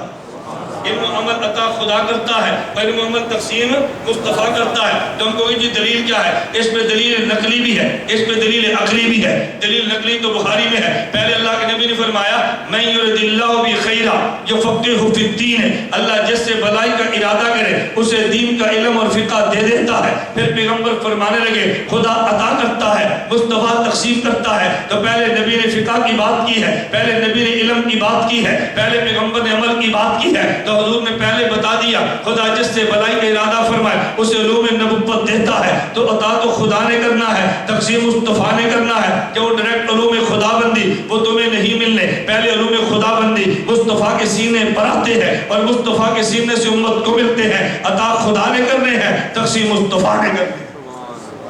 عطا کس نے کرنے ہیں؟ خدا نے، اور تقسیم کس نے کرنے ہیں؟ مصطفیٰ نے۔ اور کیا تقسیم کرنے ہیں؟ علم و عمل تقسیم کرنا ہے۔ تم کو جی موت و حیات کیوں نہیں؟ ہم نے کہا جس پہ خود موت آئے وہ موت تقسیم کیسے کر سکتا ہے؟ جس کی اولاد خود دنیا سے وفات پا جائے وہ اولاد تجھے کیسے دے سکتا ہے؟ جیسے آپ کے گھر میں 2 ماہ تک چولہا نہ چلے وہ تجھے رزق کیسے دے سکتا ہے؟ نبی وہی چیز دے گا جو پیغمبر کو ملی ہے، جو نہیں ملی وہ دے گا کیسے؟ امی عائشہ رضی اللہ عنہا ہے، امی عائشہ رضی اللہ عنہ حضور گھر میں تشریف لائے، کسی کا بچہ گود میں ہے، امی عائشہ رضی اللہ عنہ حضور کی بیوی ہے۔ کون سی بیوی جس کی تمنا یہ نہیں ہے کہ نکاح کے بعد خامد کی وجہ سے میرے پیٹ سے اولاد ہو؟ اور امی عائشہ تو نبی پاک کی بیوی ہے۔ امی عائشہ کس قدر تمنا ہوگی کہ میں جس پیغمبر کی بیوی بنی ہوں اے کاش اس پیغمبر کی وجہ سے میرے پیٹ سے اولاد بھی ہو۔ ہاتھ میں اگر اولاد موجود ہے، حضور آئے، آنکھوں سے آنسو آگے، اللہ کے نبی فرمانے لگے عائشہ تیرے آنسو میں سمجھ تو، لیکن تو اس بات پہ آنسو بہاتی ہے جو خود محمد کی اختیار کریں گے۔ یہ میرے اختیار میں اولاد دینا تو نہیں ہے نا. عائشہ اس پہ آنسو بہانے کا کیا مسئلہ ہے؟ اور خود روایت میں صحیح بخاری میں موجود ہے. ایک روایت کو لیا اور باقی روایتیں چھوڑ دی ہیں. صحیح روایت بخاری میں موجود ہے. ابراہیم میرے پیغمبر کے بیٹے ہیں, وفات پا گئے, نبی پاک کی آنکھوں سے آنسو جاری ہو گئے. ایک صحابی نے عرض کیا حضور آپ بھی روتے ہیں؟ فرمایا روتر انا رحمت, یہ تو شفقت کے آنسو ہیں. پھر حضور فرمانے لگے ان العین تدمع, کہ دیکھو حضور کی آنکھوں سے آنسو نکلتے ہیں, والقلب یحزن, اور میرا قلب غمزدہ بھی ہے. لیکن میں بات وہی کہتا ہوں جس پہ میرا اللہ راضی ہوتا ہے. تو جس پہ پیغمبر خود غمزدہ ہو, وہ پیغمبر اولاد تجھے کیسے دے سکتا ہے؟ انما قاسم اللہ یوتی کا معنی یہ نہیں ہے اللہ نبی کو خزانے دیتا ہے, نبی خزانے تقسیم کرتا ہے. معنی خدا علم و عمل دیتا ہے, مصطفیٰ علم و عمل تقسیم کرتا ہے. روایت بخاری کی پڑھی ہے اور مطلب غلط بیان کر دیا ہے. اللہ میں بات سمجھنے کی توفیق عطا فرمائے. میں زیادہ استدلالات نہیں, بڑے مختصر سے پیش کر رہا ہوں. نمبر 2, ایک بندہ کہنے لگا حضور علم غیب بھی جانتے ہیں. میں نے کہا علم غیب پہ دلیل کیا ہے؟ کہتا ہے بخاری میں روایت موجود ہے. ہم نے کہا بخاری میں روایت کون سی ہے؟ کہتے ہیں مر النبی صلی اللہ علیہ وسلم بقبرین, اللہ کے نبی 2 قبروں سے گزرے, یعذبان, ان قبر والوں کو عذاب ہو رہا تھا. اللہ کے نبی فرمانے لگے انہما یعذبان, انہیں عذاب ہوتا ہے, وما یعذبان فی کبیر, کسی بڑے گناہ پہ ان کو عذاب تو نہیں ہو رہا, کس بات پہ عذاب ہے؟ فرمایا نمبر 1, ایک یہ بندہ وہ ہے کہ جو پیشاب کی چھینٹوں سے بچتا نہیں تھا, اور ایک بندہ وہ ہے جو چغل خوری کیا کرتا تھا. ان 2 گناہوں کی وجہ سے ان دونوں کو عذاب ہوتا ہے. نبی پاک صلی اللہ علیہ وسلم نے سبز درخت کی ٹہنی کو لیا, اس کو 2 حصوں میں تقسیم کیا, ایک قبر پہ گاڑ دیا, دوسرا دوسری قبر پہ گاڑا. اس کی وجہ سے ان کے عذاب میں تخفیف ہوگی. تو بندہ کہنے لگا تم کہتے ہو نبی کے پاس علم غیب نہیں ہے. اگر علم غیب نہ ہوتا تو نبی کو پتہ کیسے چلتا؟ پتہ چلنے اس بات کی دلیل ہے کہ پیغمبر کو علم غیب ہوا ہے. ہم نے کہا علم غیب نہیں ہے, یہ تو پیغمبر کا معجزہ ہے. معجزہ اور ہوتا ہے, علم غیب اور ہوتا. معجزہ اور ہوتا ہے, علم غیب. اگر اس کا نام علم غیب ہوتا تو تمہیں بخاری میں دوسری روایت کیوں بھول گئی ہے کہ نبی غزوہ بنو مستلق میں گئے ہیں, امی عائشہ پیغمبر کے ساتھ گئی ہے, امی عائشہ کے گلے میں ہار ہے. حضرت اسماء سے امی عائشہ نے ادار مانگا تھا, راستے میں ہار گم ہو گیا. صحابہ تلاش کرتے رہے, اتنا وقت گزر گیا حتیٰ کہ نماز کا وقت بھی جانے لگا, پانی موجود نہیں تھا. آیات تیمم نازل ہوئی ہیں, تیمم کر کے نمازیں پڑھی ہیں. حضور چلے گئے اور ہار ملا کہاں سے کہ امی عائشہ رضی اللہ عنہ کا اونٹ تھا, اس اونٹ کے نیچے امی عائشہ کا ہار تھا, اوپر اونٹ بیٹھا ہے. نمبر کے کو پتہ نہیں چلا, جب اونٹ اٹھا ہے تو نیچے سے ہار مل گیا ہے. اگر پیغمبر علم غیب جانتے تو اونٹ کے نیچے رکھا ہوا پیغمبر کو ہار بھی پتہ چل جاتا, نبی کو پتہ نہیں چلا. اس کے پتہ چلا نبی علم الغیب نہیں جانتا. اللہ جب نہ بتانے پہ آئے تو نبی کو اونٹ کے نیچے موجود ہار بھی نہ بتائے, اور جب خدا بتانے پہ آ جائے تو پھر نبی مکہ مکرمہ میں ہو تو بیت المقدس کی دیواروں کا پتہ بھی چل جائے. نہ بتانے کے آئے تو اونٹ کے نیچے ہار کا پتہ بھی نہ چلے, اور بتانے پر آئے تو فرش پہ بیٹھ کے اس کی خبروں کا پتہ بھی چل جائے. تو علم غیب پہ دلیل کیسے بنی ہے؟ اللہ میں بات سمجھنے کی توفیق عطا فرمائے. میں درمیان میں تو باتیں آئیں اور میرا جی چاہتا ہے میں اس کو بھی کر دوں, توجہ رکھنا. میں نے ایک جملہ کہا تھا کہ جب حضرت زہرا نے صدیق اکبر سے عرض کیا کہ میرے باپ کی وراثت, مجھے باپ کا مال مجھے دو, تو سیدنا صدیق اکبر نے کیا فرمایا؟ فرمانے لگے کہ دیکھو تمہارے والد نبی پاک صلی اللہ علیہ وسلم نے فرمایا ہم نبی ہیں اور نبی کی وراثت تقسیم نہیں ہوتی, اور جو نبی کا مال بچتا ہے وہ امت میں صدقہ بن جاتا ہے. توجہ, میں ایک بات کہنے لگا ہوں, یہ آپ کے علم میں ہے حضرت مولانا قاسم نانوتوی رحمۃ اللہ علیہ, ان کا سلسلہ نسب کس صحابی سے ملتا ہے؟ آپ کے علم میں بولتے نہیں, علم میں ہے تو کو علم میں ہے, نہیں ہے تو کیا تو نہیں ہے. آپ پتہ بھی نہیں ہے اور نہ کرتے شرم بھی آتی ہے. ایک بات کہنے کے پڑھے لکھے لوگ تھے اور ان کو تو پتہ ہی نہیں ہے. حضرت مولانا قاسم نانوتوی رحمۃ اللہ علیہ کا سلسلہ صدیق اکبر سے ملتا ہے. کس سے ملتا ہے؟ آپ بتاؤ صدیقی علوم کو سب سے زیادہ کون سمجھے گا؟ بولو نا. مولانا قاسم نانوتوی سمجھیں گے نا. مولانا قاسم نانوتوی رحمۃ اللہ علیہ نے اس حدیث سے عجیب بات کی ہے. مولانا قاسم نانوتوی فرماتے ہیں اللہ کے نبی قبر میں زندہ ہیں, اور دلیل کیا ہے کہ یہ جو سیدنا صدیق اکبر نے فرمایا کہ نبی کا کوئی وارث نہیں ہوتا, یہ دلیل اس بات کی ہے کہ نبی قبر میں زندہ ہے. مولانا دلیل کیسے ہے؟ فرمانے لگے وراثت تب ملتی ہے جب مال ملک سے نکل جائے, اگر مال ملک سے نہ نکلے تو وراثت ملا ہی نہیں کرتی. توجہ رکھنا, باپ زندہ ہے اور باپ کی 10 دکانیں موجود ہیں، باپ کے 5 بیٹے ہیں، بتاؤ بیٹے باپ کی زندگی میں دکان کا مطالبہ کر سکتے ہیں؟ مجھے دکان دو۔ باپ کہتے نہیں، جب تک میں زندہ ہوں دکان میری ہے، اور جب میں مر جاؤں گا میری ملک سے نکل جائے گی، بیٹا تم دکانیں تقسیم کر لینا۔ تو جب تک آدمی زندہ ہو، توجہ رکھنا، اس کی ملک رہتی ہے۔ مولانا نوتوی فرمانے لگے وراثت تب ہوتی ہے جب آدمی کی ملک سے مال نکل جائے، اور جب مال نہ نکلے تو پھر وراثت تو بنا کرتی ہی نہیں ہے۔ فرمایا نبی کا مال وراثت میں کیوں نہیں چلتا؟ اس کی وجہ یہ ہے کہ پیغمبر پہ موت آ جانے کے بعد پیغمبر کے قلب اطہر میں روح کا اتنا شدید قوی تعلق ہوتا ہے کہ پیغمبر کے قلب اطہر میں چونکہ حیات کا اثر باقی ہوتا ہے، اس لیے نہ کلیت موت آئی ہے، نہ پیغمبر کا مال ملکیت سے نکلا ہے۔ ملکیت سے مال نکلے گا تو وراثت میں خاندان کو ملے گا، تو جب ملکیت سے نکلا ہی نہیں ہے تو خاندان کو وراثت میں ملے گا کیسے؟ نہیں سمجھے؟ اور بھئی وراثت میں تب ملے گا جب ملکیت سے نکلے گا، تو جب ملکیت سے نکلا ہی نہیں ہے تو وراثت میں ملے گا کیسے؟ اچھا آپ کے ذہن میں اگر ذہن ہو پھر تو سوال ہونا چاہیے، نہ ذہن ہو تو پھر سوال کی ضرورت نہیں ہے۔ آپ کے ذہن میں سوال آئے گا، اللہ کے نبی نے فرمایا ہمارا مال وراثت میں تو خاندان کو نہیں ملتا، لیکن ہمارا مال امت میں صدقہ ہو جاتا ہے۔ نبی کا مال امت میں، تو آپ کہو گے بھئی جب صدقہ تو تب ہوگا کہ جب ملک سے نکلے، تو ملک سے نکلے گا تو صدقہ کیسے ہوگا؟ توجہ، سوال سمجھ آیا؟ بولو نہیں سمجھ آیا پھر میں سوال سمجھاؤں؟ سوال سمجھ آیا؟ بھئی جب مال وراثت میں کیوں نہیں گیا کہ ملک سے نکلا نہیں ہے، تو جب ملک سے نہیں نکلا تو وراثت نہیں ہے، تو ملک سے نہیں نکلا تو صدقہ کیسے ہے؟ مولانا نوتوی کے جواب سمجھنا، فرماتے ہیں نحن معاشر الانبیاء لا نورث، اس میں بھی پیغمبر کی حیات، ما ترکناہ فهو صدقۃ، اس میں بھی پیغمبر کی حیات۔ مولانا وہ کیسے؟ فرمایا حضور نے فرمایا کہ نبی کا مال وراثت میں خاندان کو نہیں ملتا۔ فرمایا کیوں نہیں ملتا؟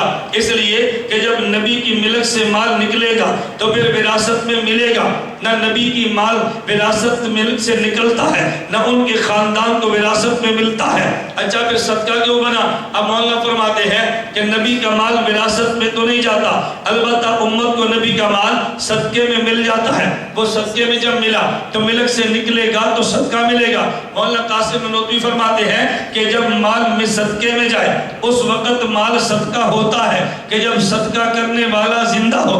اگر صدقہ کرنے والا زندہ نہ ہو تو مال صدقہ بنتا ہی نہیں ہے۔ متصدق زندہ ہو تو پھر مال صدقہ بنتا ہے۔ فرمایا نبی نے جو مال چھوڑا وہ نبی کا مال صدقہ بنتا ہے۔ اس کا مطلب یہ ہے ادھر موت آ رہی ہے، ادھر پیغمبر کا مال صدقہ بن رہا ہے۔ وقت تصدق متصدق کا زندہ ہونا ضروری ہے۔ پتہ یہ چلا کہ چونکہ کلیتاً حیات ختم نہیں ہوئی، مال ملکیت سے نکلا نہیں ہے، حیات موجود تھی، پیغمبر کی ملک میں تھا تو ملک سے نہیں نکلا، وراثت میں نہیں گیا، لیکن چونکہ ملک میں تھا نبی کا مال خاندان والوں کو نہیں امت کو صدقہ میں ملا ہے، اور صدقہ تبھی بنے گا کہ جب ملکیت سے نکلا تو نبی زندہ ہے۔ نہیں سمجھا؟ نبی یہ تو پیغمبر کی حیات میں دلیل ہے، اگر حیات نہ ہوتی تو مال صدقہ بنتا کیسے؟ صدقہ اس لیے بنا کہ متصدق زندہ ہے۔ اور کوئی بات سمجھ آئی ہے؟ اچھا دوسری حدیث یہ جو اہل بدعت نے پیش کی ہے کہ جی حضور پاک قبر کے پاس سے گزرے تو دو قبر والوں کو عذاب، بولو نا، دو قبر والوں کو عذاب، بتاؤ یہ حضور پاک جو گزرے تھے اس زمین سے گزرے یا آسمان سے؟ بولو نا، تو یہ قبریں کہاں پر تھی؟ زمین پر تھی نا، تو پتہ چلا قبر اس جگہ کا نام ہے جو زمین پر ہے۔ قبر اس جگہ کا نام ہے جو زمین پر ہے، بولو نا زمین پر ہے۔ تو جب یہ پاس سے گھوڑے گزرے وہ بدک کے، پتہ چلا کہ یہاں پہ قبر میں عذاب ہوتا ہے۔ اب دلیل کا نقلی جواب تو نہیں ہے، ایک مولوی صاحب فرمانے لگے کہ اس قبر میں عذاب نہیں ہوتا۔ توجہ، ہم نے کہا بھئی یہ تو اللہ کے نبی فرماتے ہوا، کہتے ہیں یہ نبی کا معجزہ تھا، یہ نبی کا، میں نے کہا معجزے کا معنی کیا کہ امت کو عذاب آنا یہ نبی کا معجزہ ہے، یہ معجزہ ہے، بولو نا۔ معجزے کا مطلب یہ تھا عذاب تو آیا بدعمالی کی وجہ سے، لیکن چونکہ عذاب برزخ میں ہے اور برزخ میں اس دنیا والا نہیں دیکھ سکتا، نبی کو پتہ چل گیا عذاب ہونا معجزہ نہیں ہے، اس کو عذاب ہونے کی وجہ بدعمالی ہے، اور اس کا پتہ چل جانا نبی کا معجزہ ہے۔ عذاب معجزہ یا پتہ چلنا معجزہ؟ بولو نا، پتہ چلنا معجزہ۔ بات سمجھ آ گئی؟ اچھا ایک بندہ مجھے کہنے لگا نہیں جی اس قبر میں عذاب نہیں ہے. میں نے کہا کیوں نہیں ہے؟ کہتے ہیں اگر تم کہتی ہو نا اس قبر میں عذاب ہے اور وہاں سے گھوڑے بدک گئے تھے. ہمارے یہاں کتنے قبرستان موجود ہیں اور قبرستان بھی عیسائیوں اور چڑوں کے, اور پاس سے ہمارے جانور گزرتے ہیں تو نہیں بدکتے, تو کیا ان کافروں کو عذاب نہیں ہوتا؟ اگر ہوتا تو جانور بدک جاتا. اس کا جواب ذرا سمجھنا. میں کہتا ہوں توجہ رکھنا, جس بھینس نے پہلی بار ریل گاڑی دیکھی ہو, پہلی بار, وہ بھینس ڈر جاتی ہے کہ نہیں؟ بتاؤ. آپ بھینس لے کر آئیں دیہات سے اور پاس سے انجن گزرے تو بھینس ڈر جاتی ہے نا. گھوڑا ہوگا تو ڈر جائے گا, گدھا ہوگا تو ڈر جائے گا. اور جو بھینس اور گدھا اور گھوڑا ریلوے پٹری کے ساتھ رہتا ہو تو ریلوے گزرنے سے وہ بھی ڈرتا ہے؟ پتہ چلا جو پہلی بار مشاہدہ کرے وہ ڈر جاتا ہے اور جو روزانہ مشاہدہ کرے وہ ڈرتا نہیں ہے. چونکہ وہ پہلی بار گزرے عذاب دیکھا تو بدک گئے تھے, اور اس کے ساتھ جو جانور روزانہ رہتے ہیں جب مشاہدہ روزانہ کرے گا تو بدکے گا کیسے؟ تو بات سمجھ آئی آپ کو؟ اللہ میں بات سمجھنے کی توفیق عطا فرمائے. خیر میں بتا یہ رہا تھا اہل بدعت نے جو بخاری سے استدلال کی ہے میں نے اس کا جواب دیا. چلے ایک اور کی طرف چلے. ایک اور بندہ اس نے بھی صحیح بخاری کو لے لیا, کہتا ہے میرے پاس بھی بخاری ہے. میں نے کہا تمہارے پاس بخاری میں کیا چیز موجود ہے؟ کہتی میرے پاس بخاری میں یہ کہ تم امام کے پیچھے فاتحہ نہیں پڑھتے, ہم امام کے پیچھے فاتحہ پڑھتے ہیں, ہمارے پاس بخاری ہے. میں کہتا ہوں جیسے انہوں نے بخاری سے غلط استدلال کیا تو نے بھی بخاری سے غلط استدلال کیا. کہتا نہیں میرے پاس دلیل موجود ہے. توجہ رکھنا, میں 2 دلیلیں اس کی بھی دینے لگا ہوں, جو کہ وقت کم ہے نا تو میں تھوڑی تھوڑی دلیلیں دے رہا ہوں تاکہ تمہیں پتہ چلے کہ بخاری دیوبند کا ساتھ دیتی ہے یا اہل باطل کا ساتھ دیتی ہے. کہا جی بخاری میں موجود. ہم نے کہا سناؤ. کہتے ہیں صحیح بخاری میں نبی کریم صلی اللہ علیہ وسلم نے فرمایا لا صلاۃ لمن لم یقرأ بفاتحۃ الکتاب, جو بندہ فاتحہ نہ پڑھے اس کی نماز نہیں ہوتی. تو حضور نے فرمایا جو بھی نہ پڑھے, خواہ وہ امام ہو, خواہ وہ اکیلا ہو, خواہ وہ مقتدی ہو, تو جو بھی نہیں پڑھے گا اس کی فاتحہ نہیں ہوگی. جب تم مقتدی بن کے فاتحہ نہیں پڑھتے تمہاری نماز نہیں ہوگی. میں نے کہا بھی لفظ تو مانتا ہوں لیکن تو نے مطلب اہل تشیع کی طرح, اہل بدعت کی طرح غلط کشید کیا ہے. کہتے ہیں غلط کیسے؟ میں نے کہا جو حدیث سے مبارک ہے اللہ کے نبی سے تو نے سنی ہے. کہا جی میں نے تو نہیں سنی. میں نے کہا جس طرح ہم نے قادیان والوں کو اور ذاکر نائک سے پوچھا قرآن تم پہ اترا ہے, کہا جی ہم پہ تو نہیں اترا, نبی پہ اترا. تو میں نے کہا جس نبی پہ آیت اتری ہے معنی نبی سے لے لو نا, وہ نبی سے معنی نہیں لے گا, خود کرے گا. میں تجھ سے پوچھتا ہوں یہ حدیث صحابی نے سنی یا تو نے سنی؟ کہا جی صحابی نے سنی ہے. تو میں نے کہا پھر معنی تیری بجائے صحابی سے لے لیتے ہیں. لا صلاۃ لمن لم یقرأ بفاتحۃ الکتاب, یہ حدیث بخاری میں بھی ہے, یہ ترمذی میں بھی ہے. امام بخاری استاد ہے, امام ترمذی شاگرد ہے. شاگرد سے بہتر استاد کی بات کون سمجھتا ہے؟ اللہ کے نبی استاد ہے. جابر بن عبداللہ رضی اللہ عنہ یہ پیغمبر کے شاگرد ہے. ترمذی میں روایت موجود ہے. امام ترمذی کہتے ہیں جابر بن عبداللہ رضی اللہ عنہ فرمانے لگے نبی کریم صلی اللہ علیہ وسلم نے فرمایا لا صلاۃ لمن لم یقرأ بفاتحۃ الکتاب, جو بندہ فاتحہ نہ پڑھے اس کی نماز نہیں ہوتی. ان ھذا اذا کان وحدہ, ان ھذا بولو ان ھذا اذا کان. تو مسکینوں کو ایک حدیث تم بھی لفظ یاد کر لیا کرو. ان کا جاہل سے جاہل بندہ ہوگا اس نے بھی ایک لفظ رٹا ہوگا اور تم نے ایم اے کیا ہوگا اور تم ایک لفظ رٹنے کے لیے تیار نہیں ہوتے. جابر بن عبداللہ کیا فرماتے ہیں؟ ان ھذا اذا کان, بولو ان ھذا اذا کان, بولو ان ھذا اذا کان وحدہ کا معنی اکیلا یا مقتدی؟ بولو اللہ وحدہ ہے, کیا مطلب؟ تو وحدہ کا معنی حضرت جابر فرماتے ہیں ان ھذا اذا کان وحدہ, یہ جو اللہ کے نبی صلی اللہ علیہ وسلم نے فرمایا کہ جو بندہ نماز نہ پڑھے, فاتحہ نہ پڑھے اس کی نماز نہیں ہوتی. ایک شخص نے کہا کہ یہ مقتدی کے لیے ہے, امام کے لیے ہے اور منفرد اکیلے کے لیے ہے. صحابی کہتے ہیں نہیں نہیں یہ امام کے لیے, نانا یہ حدیث کس کے لیے؟ مقتدی کے لیے نہیں, یہ اکیلے کے لیے ہے. تو صحابی کہتے ہیں اکیلے کے لیے, وہابی کہتے ہیں مقتدی کے لیے. میں نے کہا ہم نے حدیث صحابی سے لی ہے تو معنی بھی صحابی سے لیا. حدیث صحابی سے ہے تو معنی بھی، تو تیری دلیل کیسے ہے؟ بخاری پیش کر لیکن معنی غلط نہ کر۔ چلو جی نمبر 2 مسئلہ، امام بلالظالین پڑھے تو فاتحہ امام بھی آمین کہتا ہے، مقتدی بھی کہتا ہے، لیکن ہم آمین آہستہ کہتے ہیں، وہ آمین اونچی آواز سے کہتا ہے۔ ہم نے کہا دلیل کیا ہے؟ کہتا ہے بخاری۔ آپ بخاری شریف کا نام لے کے ڈر جائیں گے کہ یار اتنے دلائل اس کے بخاری میں، کہتے ہیں جی بخاری شریف پوچھو دلیل کیا ہے۔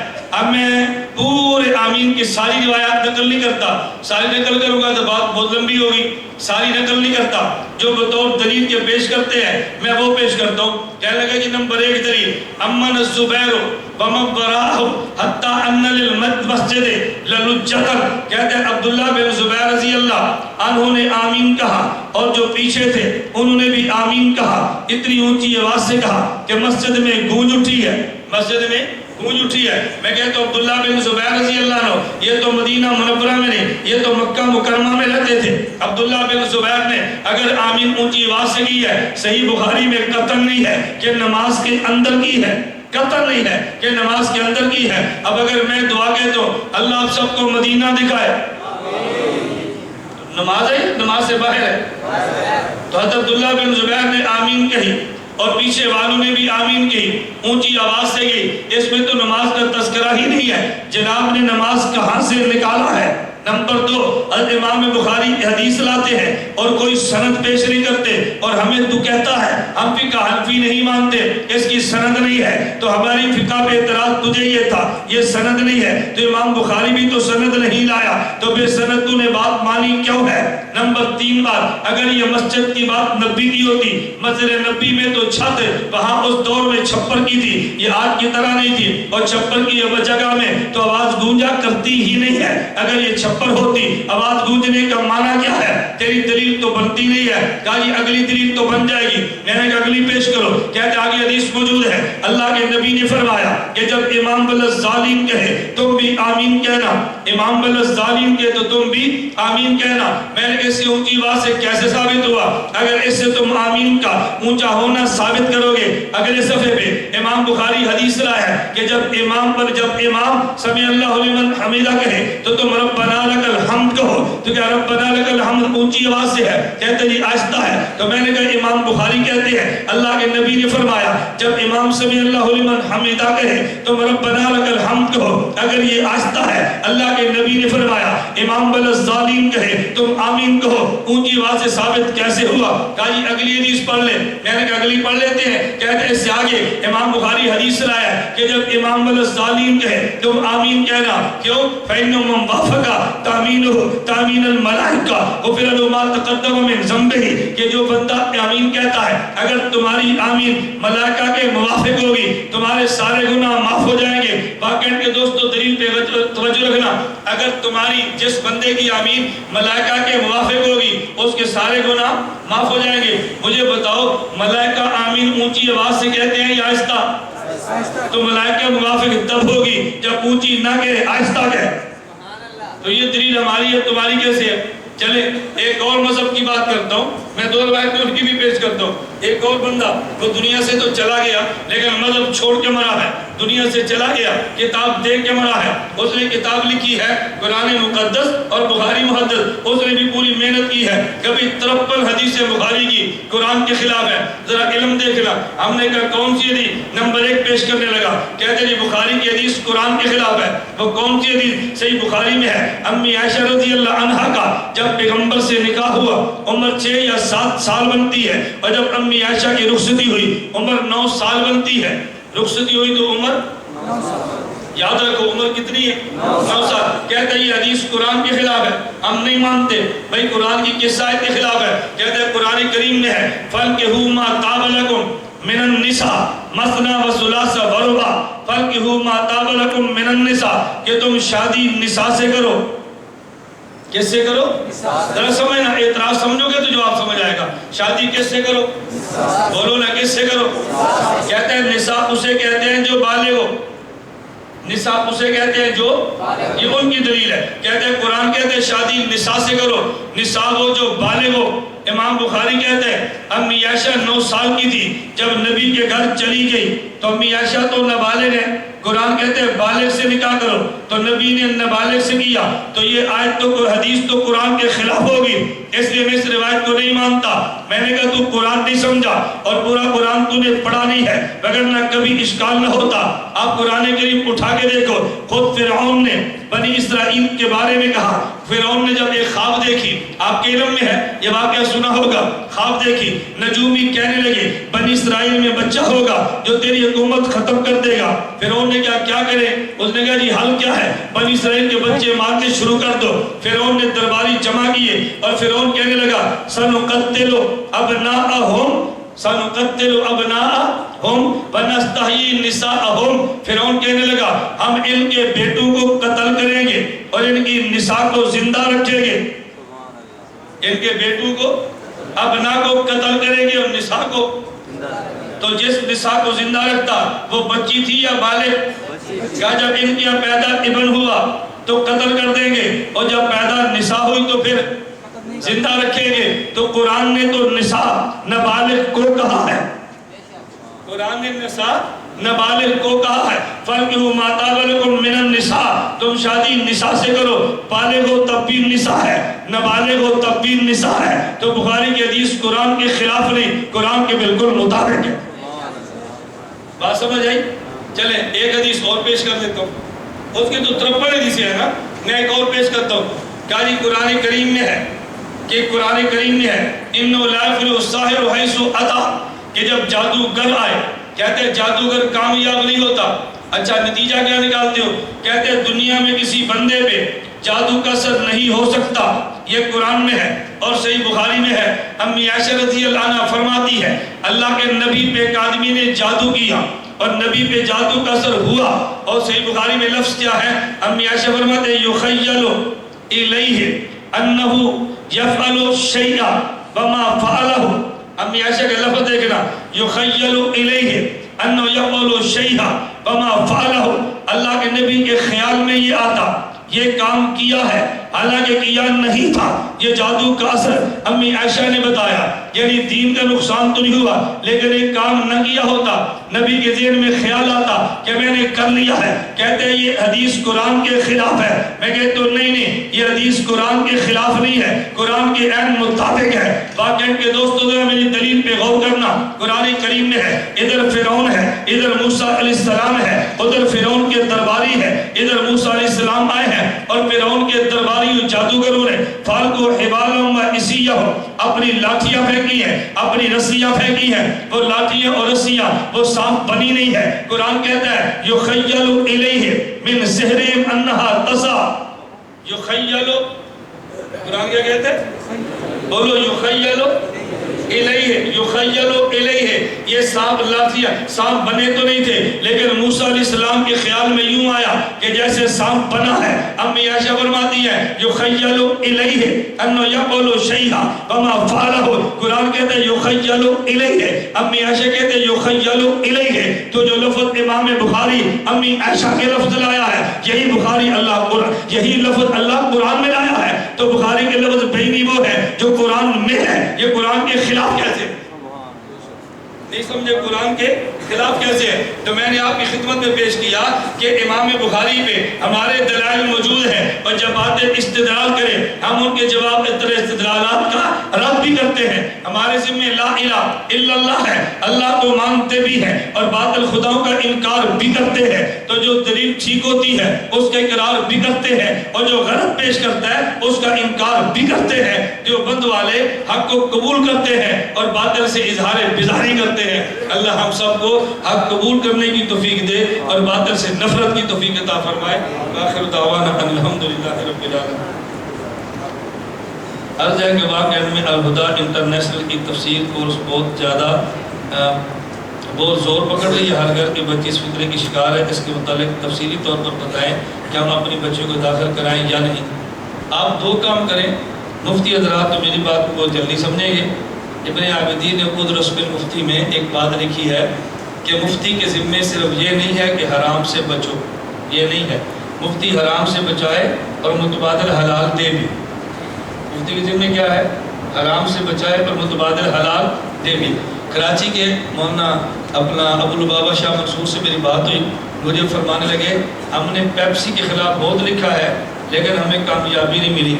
میں نے پوچھا جی کیوں؟ فرمایا اس لیے کہ امت کی زبان کو کولا لگ گیا ہے، ان نے کولا چھوڑنا نہیں ہے۔ اس کا حل یہ ہے کہ پیپسی کے خلاف لکھیں اور متبادل کولا دے دیں۔ پیپسی کے خلاف لکھیں گے متبادل کولا نہیں دیں گے تو لوگ ایک سیزن کو چھوڑیں گے، اگلی گرمی پھر شروع کر دیں گے۔ اس کولے سے چھڑاؤ اور متبادل کولا دو۔ الہدا انٹرنیشنل نے اگر فرد ہاشمی نے ایک کورس دیا ہے اور اس کورس میں بہت سارے غلط مسائل ہیں، اقبال کیانی کا کورس ہے، اقبال کیانی غیر مقلد ہے، تو غیر مقلدیت کی بات وہ کرتی ہے۔ ڈاکٹر فرد ہاشمی کا باپ مودودی تھا اور خامد اس کا غیر مقلد ہے، یہ ہمارے سرگودا شہر کی ہے، اس لیے مجھے پتا ہے بھائی یہ کون ہے، ڈاکٹر فرد ہاشمی۔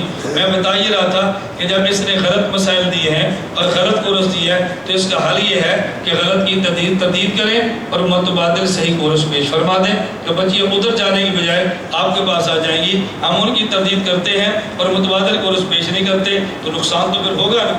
ہمیں حضرات کئی بار فرماتے ہیں چونکہ ہمارا اپنا کورس ہے، ہم بڑی کھل کے بات کہتے ہیں، یہ جون اور جولائی کی چھٹیوں میں پروفیسر، وکلاء، اسکول ٹیچر، علماء کے اہتمام فرمائیں۔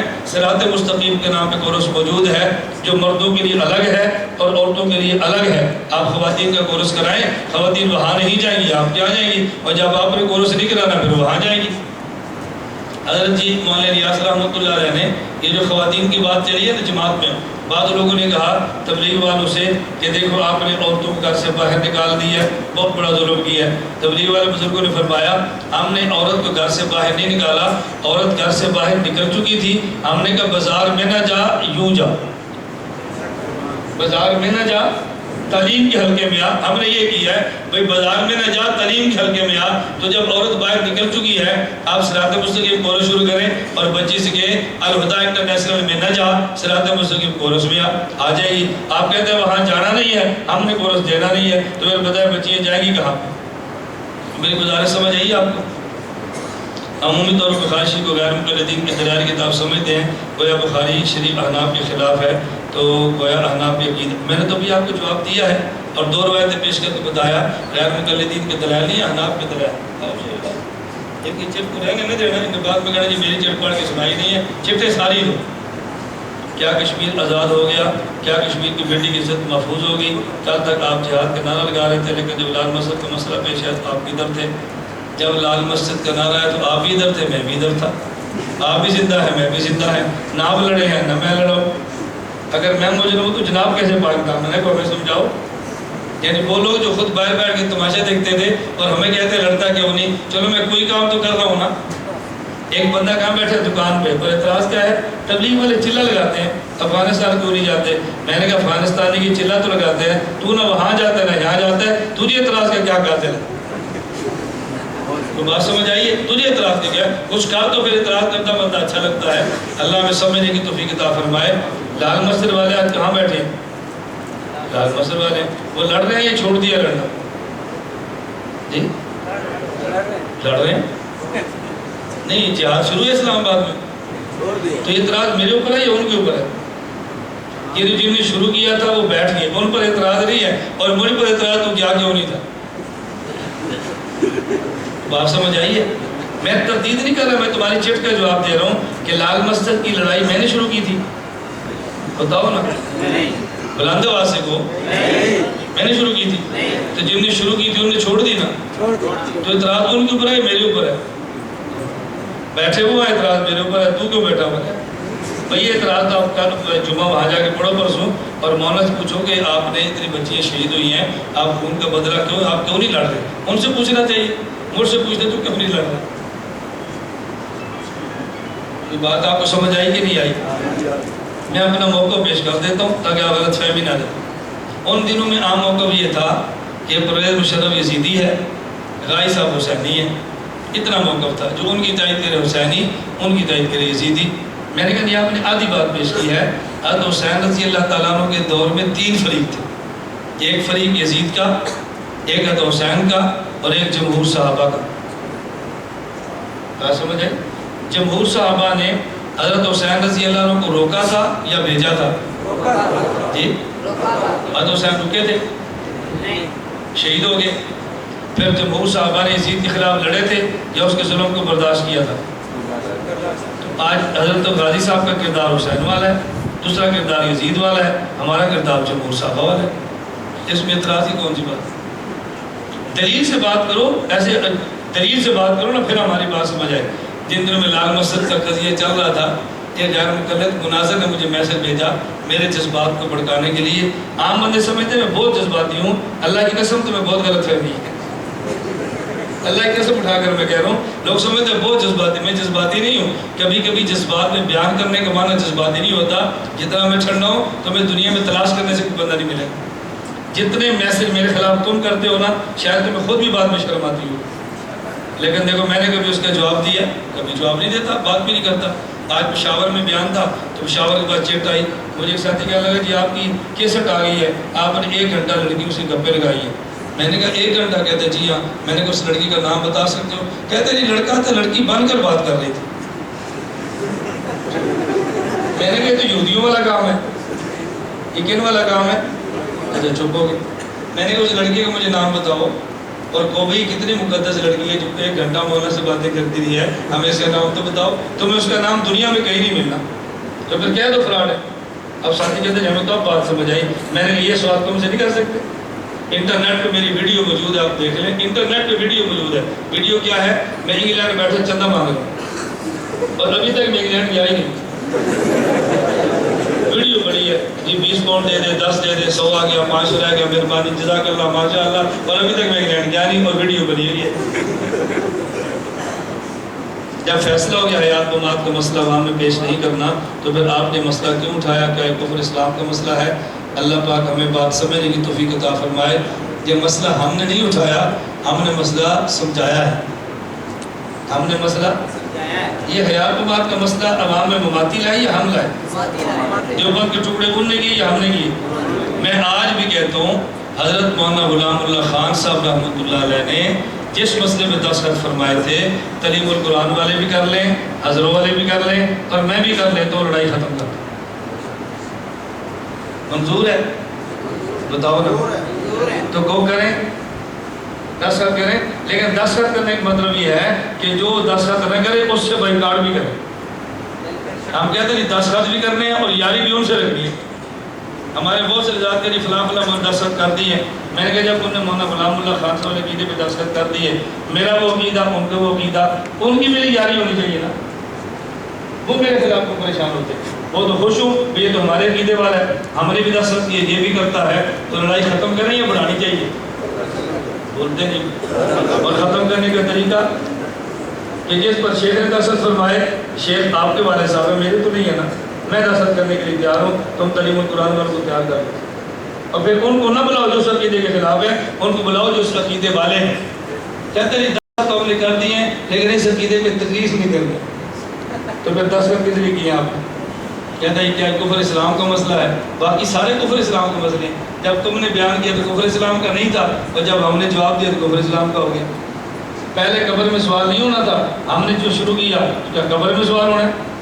جب آپ نے بیان کیا تو علمی نہیں تھا، جب ہم نے بیان کیا تو علمی مسئلہ عوام میں کیوں لاتے ہو؟ یہ دلائل تمہیں اب سمجھ آئے ہیں۔ میرا بیٹا کچھ عرصہ صبر کرو، تم نے منتیں کرنی ہے انشاءاللہ، انشاءاللہ، میں مذاق نہیں کرتا، تم نے منتیں کرنی ہے، منتیں، اور وقت آئے گا جب تم نے اس تحریک پہ دستخط کرنے ہیں انشاءاللہ، انشاءاللہ کرنے ہیں دستخط، تم دیکھنا کیسے دستخط نہیں ہوتے۔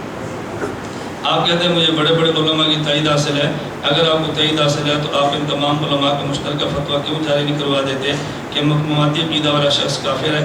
میں خود کافر نہیں کہتا تو فتویٰ کیسے کفر پہ لوں گا؟ آج تک کبھی میں نے کہا مماتی کافر، کبھی بھی نہیں کہا، تو فتویٰ کیسے لوں گا؟ مماتی اہل سنت سے خارج ہے، دیوبندی نہیں ہے، اس کے پیچھے نماز مکروہ تحریمی ہے۔ یہ فتویٰ دارالعلوم دیوبند کا بھی ہے، یہ فتویٰ جامعہ رشید کا بھی ہے، یہ فتویٰ جامعہ اشرفیہ کا بھی ہے، اور ہمارے پاس سارے فتوے موجود ہیں، آپ جب چاہیں وصول فرما لیں۔ جامعہ رشید کا 14 صفحات کا فتویٰ ہے، اگر مماتی عقیدے والا امام ہو اس کو امامت سے معذور کرنا واجب ہے۔ میں کافر کہتے ہی نہیں ہوں تو کفر کا فتویٰ کیسے ہوگا؟ میرے بارے میں غلط باتیں مشہور نہ کیا کرو۔ آپ کہتے ہیں ماچی کے پیچھے نماز نہیں ہوتی، جبکہ حضرت اسلام زندہ باد کا فضل مان نے ماچی کے پیچھے نماز پڑھی ہے، کیا ان کی نماز ہوگی؟ حضروں میں ان کے پاس پڑھی ہے جو کہتے ہیں ہمارا عقیدہ حیات والا ہے۔ وہ کیا کہتے ہیں ہمارا عقیدہ کون سا ہے؟ تو تمہارا حیات والا نہیں تھا تو تم نے جھوٹ کیوں بولا ہمارا فضل مان کو پیچھے نماز پڑھانے کے لیے؟ تم مولانا کو کہتے ہم حیات نہیں مانتے، پھر مولانا تمہارے پیچھے نماز پڑھتے نا، پھر مجھے آ کر کہتے بات سمجھ آئیے؟ تو ہم نے تو مولانا کہا جی ہم نے دستخط کیے ہیں، 85 علماء نے کیے ہیں، ہم حضور کی حیات مانتے ہیں، شیخ غلام اللہ خان کا نظریہ مانتے ہیں، تو پھر تو نماز پڑھ لیں گے نا تمہارے پیچھے۔ تو مولانا فضل مان صاحب کو کہتے ہم اللہ کے نبی کی قبر میں حیات نہیں مانتے، اور جو مانے اس کو بے ایمان سمجھتے ہیں، پھر مولانا فضل مان تمہارے پیچھے کھڑے ہوتے، پھر مجھے بتاتے یہ جھوٹ نہ بولا کرو بابا۔ بہت سی مساجد میں خطیب حیاتی اور امام مماتی ہوتے ہیں، وہاں خطیب صاحب امام کو پیچھے نماز پڑھنے میں کیسے نماز ہو جاتی ہے، وہ میں نے آپ کو بتا دی کہ نماز مکروہ تعلیمی واجب آتا ہے، وہ خطیب پڑھے یا امام پڑھے جو بھی پڑھے، مسئلہ نہیں بدلتا۔ آپ بھی اپنے آپ کو دیوبندی کہتے ہیں، مماتی بھی اپنے دیوبندی کہتے ہیں، ہم عوام کس کو صحیح مانیں؟ کل انشاءاللہ العزیز دارالعلوم ذکریہ میرا بیان ہوگا، اس کا عنوان ہوگا عقیدہ حیات نبی اور علماء دیوبند۔ آپ آئیں گے نا انشاءاللہ؟ اب پھر میں بتاؤں گا عوام کسی کہ کل سننا ذرا اسی موضوع پر۔ دارالعلوم ذکریہ ترنور جی مغرب کے بعد انشاءاللہ مغرب کے بعد بیان ہوگا، اور عنوان کیا ہوگا؟ عقیدہ حیات النبی اور علماء۔ میں تمہیں کل آ کر دیکھنا انشاءاللہ تعالیٰ تمہیں سناؤں گا۔ جگہ جگہ عوام میں جھگڑا ہوا ہے، مساجد میں لڑائیاں حیاتی ماتی میں، نتیجہ علاقے انتظام صرف ریلوی غیر ملک کے حوالے کر دیتے ہیں۔ لعنت اللہ علی الکاذبین، جھوٹ نہ بولا کرو۔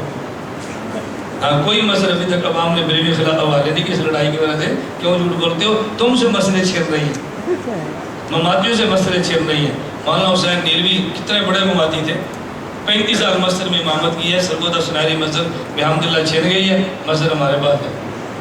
تمہاری مسجدیں نکل رہی ہیں، ہماری مسجدیں نہیں جا رہی، یہ دھوکے مت دیا کرو۔ ہمارے گھر میں آس پاس 4 مساجد میں چاہوں میں مماتی امام ہے، ہماری نماز کا کیا حکم ہے؟ آپ اپنی نماز الگ جماعت کرا کے پڑھا کریں۔ کیا حیات مات کا مسئلہ ایسا اسے عوام میں بیان کیا جائے کہ امت میں اختلاف پیدا نہیں کیا جا رہا؟ آپ دونوں کی طرف قیادت بیٹھ کر فیصلہ کیوں نہیں کر لیتی؟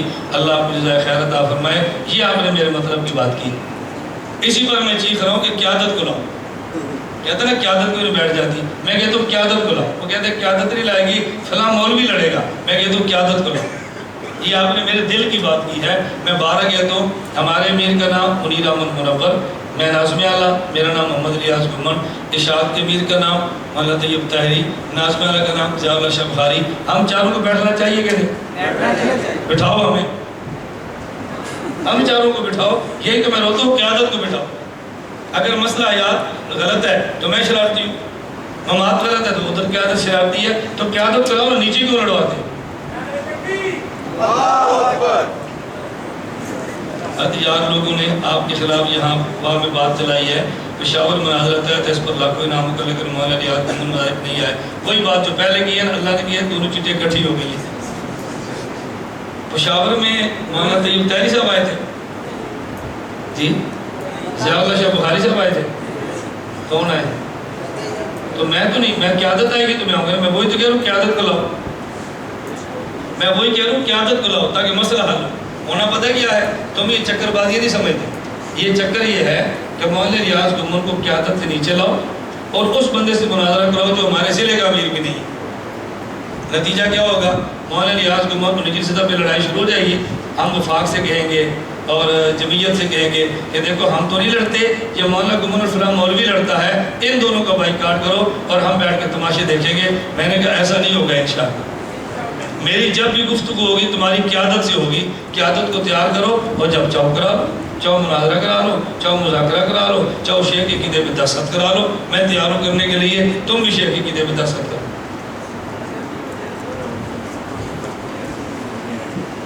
نماز میں عمدی نماز حنفی میں کیا فرق ہے؟ کوئی کتاب بتائیں جس میں دلیل حدیث سے ثابت ہو۔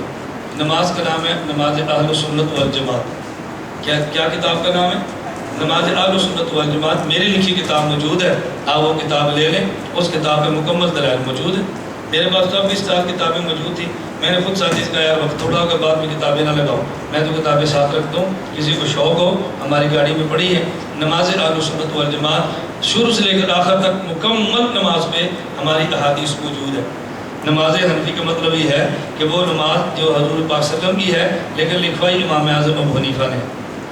پچھلے مہینے شاعت الاسلام اٹک میں حیا سنت کانفرنس میں ایک مقرر حافظ صدیق نے مولانا زین ہزاری، مولانا عبدالعزیز مکی صوفی اقبال صاحب اور آپ کو مشرق اور بریلویوں کا ایجنٹ کہا۔ میں نے ابھی بریلویوں کی تردید کی ہے، تائید کی ہے جی، دلائل سے کی ہے۔ تو ایجنٹ کیسے ہو جو میں ان کی تردید کر رہا ہوں؟ اللہ پاک جھوٹ سے سب کو محفوظ رکھے. یاد رہے کہ آفت صدیق یہی واقعات میں رہتا ہے اور وہ مناظرے کا چیلنج بھی دے چکا ہے. پھر وہی بات میں نے پہلے کہا نا کہ اس کو لاؤ، تو قیادت کو کیوں نہیں لاتے تم سامنے؟ وہ جو چھپا کے رکھی ہے اس کو سامنے لاؤ نا. یہ صدیق اور کاذب سارے اس کے اندر آ جائیں گے. تم لاؤ قیادت کو، اس کو لانے کے لیے کوئی تیار نہیں ہوتا. اللہ ہم سب کو بات سمجھنے کی توفیق عطا فرمائے. ہر بندہ، اصل بات صرف اتنی ہے، ایک آدمی تھا اور میراثی تھا. کون تھا؟ میراثی. اور عاشق ہو گیا بادشاہ کی بیٹی میں. لوگوں نے اس کو سمجھایا بندرہ پتر بن، بادشاہ کے دن تجھے چوک میں کھڑے کر کے مارنا ہے، یہ کام نہ کر. اس نے کہا جوتے پڑیں گے لیکن یہ تو پتہ چلے گا کہ میراثی عاشق بادشاہ کی بیٹی کا تھا. ان کو پتا ہے اگر کبھی مناظرہ ہو گیا جوتے تو پڑھنے ہیں لیکن یہ تو ہوگا چیلنج مولا ریاض کو منظور تھا. جس کسی نے شہرت لینی ہو، میں مذاق نہیں کرتا، جس کسی نے شہرت لینی ہو مولا ریاض کو کا نام لے کر چیلنج کر دو. اور میں مسجد میں بیٹھ کے کہہ رہا ہوں اور میں قسم اٹھا کر یہ بات کہتا ہوں، مجھے بعض غیر مقلد علماء نے خود فون کر کے کہا کہ مولانا آپ ایک جلسے میں ہمارا نام لے کر چیلنج کر دیں. میں نے کہا کیوں؟ اس نے کہا آپ نے نام لینا ہے، ہماری طریقے شروع ہو جانی. میں قسماً یہ بات کہہ رہا ہوں. اس لیے اب شہرت کا بے طریقہ کیا ہے؟ مولانا ریاض عمر کے نام لے کے چیلنج کرو کیونکہ یہ بہت بڑا آدمی ہے، دیکھو مولانا کو چیلنج کیا. پہلے بھی یہی تھا، آج بھی یہی ہے اور اس نے انشاءاللہ یہی آئندہ بھی یہی رہنا. نہ کراچی نے بلانا، نہ پشاور بلانا، کسی نے نہیں ہے. وہ سجا سٹیج ملا، مولانا کا نام لے لیا، اس نے سمجھا مجھے شہرت مل گئی ہے، جوتے ملنے ہیں، شہرت نہیں ملنی. اماتی کہتے ہیں اہل عرب تمام اماتی ہیں، یہاں تک مسجد نبی کے امام بھی اماتی ہیں. لعنت اللہ علی الکاذبین. مسجد نبی میں تو پیغمبر کے روزے پر لکھا ہوا ہے یا خیر من دفرت بالقاء اعظمہ فتاب من طیبہن القاء والاکم نفس الفداء لقبر انت ساکنہ فی العفاف والجود والکرم. اور حضور کے روزے پہ لکھا یا محمد، حضور کے روزے پہ لکھا. جو کہتے ہیں نہیں لکھا، آؤ میں تمہیں دکھاتا ہوں. تو وہ کیسے مواتی ہیں جو حضور کو یوں کہتے ہیں صلی اللہ علیہ وسلم؟ کیسی بات آپ کرتے ہیں؟ یوں جھوٹ نہ بولا کرو. آپ محمد بن عبد الوہاب نجدی کا عقیدہ پڑھو. اور یہ مقلد کیسے؟ امام احمد بن حنبل کے. امام احمد بن حنبل نے مسند احمد میں یہاں تک لکھا ہے کہ جو بندہ دنیا میں مردے کو پہچانتا تھا، عام مردے کی قبر پر جا کے سلام کے تو مردہ اسے بھی پہچان لیتا. امام احمد نے تو یہاں تک لکھا ہوا ہے اور نبی حیات کا مسئلہ تو بہت اوپر ہے. اس لیے ان کا مدینے والوں سے دور دور کا بھی کوئی تعلق نہیں ہے. اللہ ہم کو محفوظ رکھے ان کے شرور سے. آخر دعوانا الحمدللہ رب العالمین والصلاة والسلام علی رسولہ وعلی آلہ اصحابہ اجمعین. مولا کریم ہم سب کے گناہوں کو معاف فرما دے، خطاؤں سے درگزر فرما دے. جن طلباء نے دورہ حدیث کیا ہے ان کے علوم میں برکت عطا فرما. اے اللہ معاملین اساتذہ تمام کو شیان نشان اجر عظیم عطا فرما. ہم سب کا خاتمہ بالایمان فرما. بیماروں کو صحت عطا فرما. قیامت کے دن حضور اکرم صلی اللہ علیہ وسلم کی ہمیں شفاعت عطا فرما. وصلی اللہ تعالی علی رسولہ خیر خلقہ.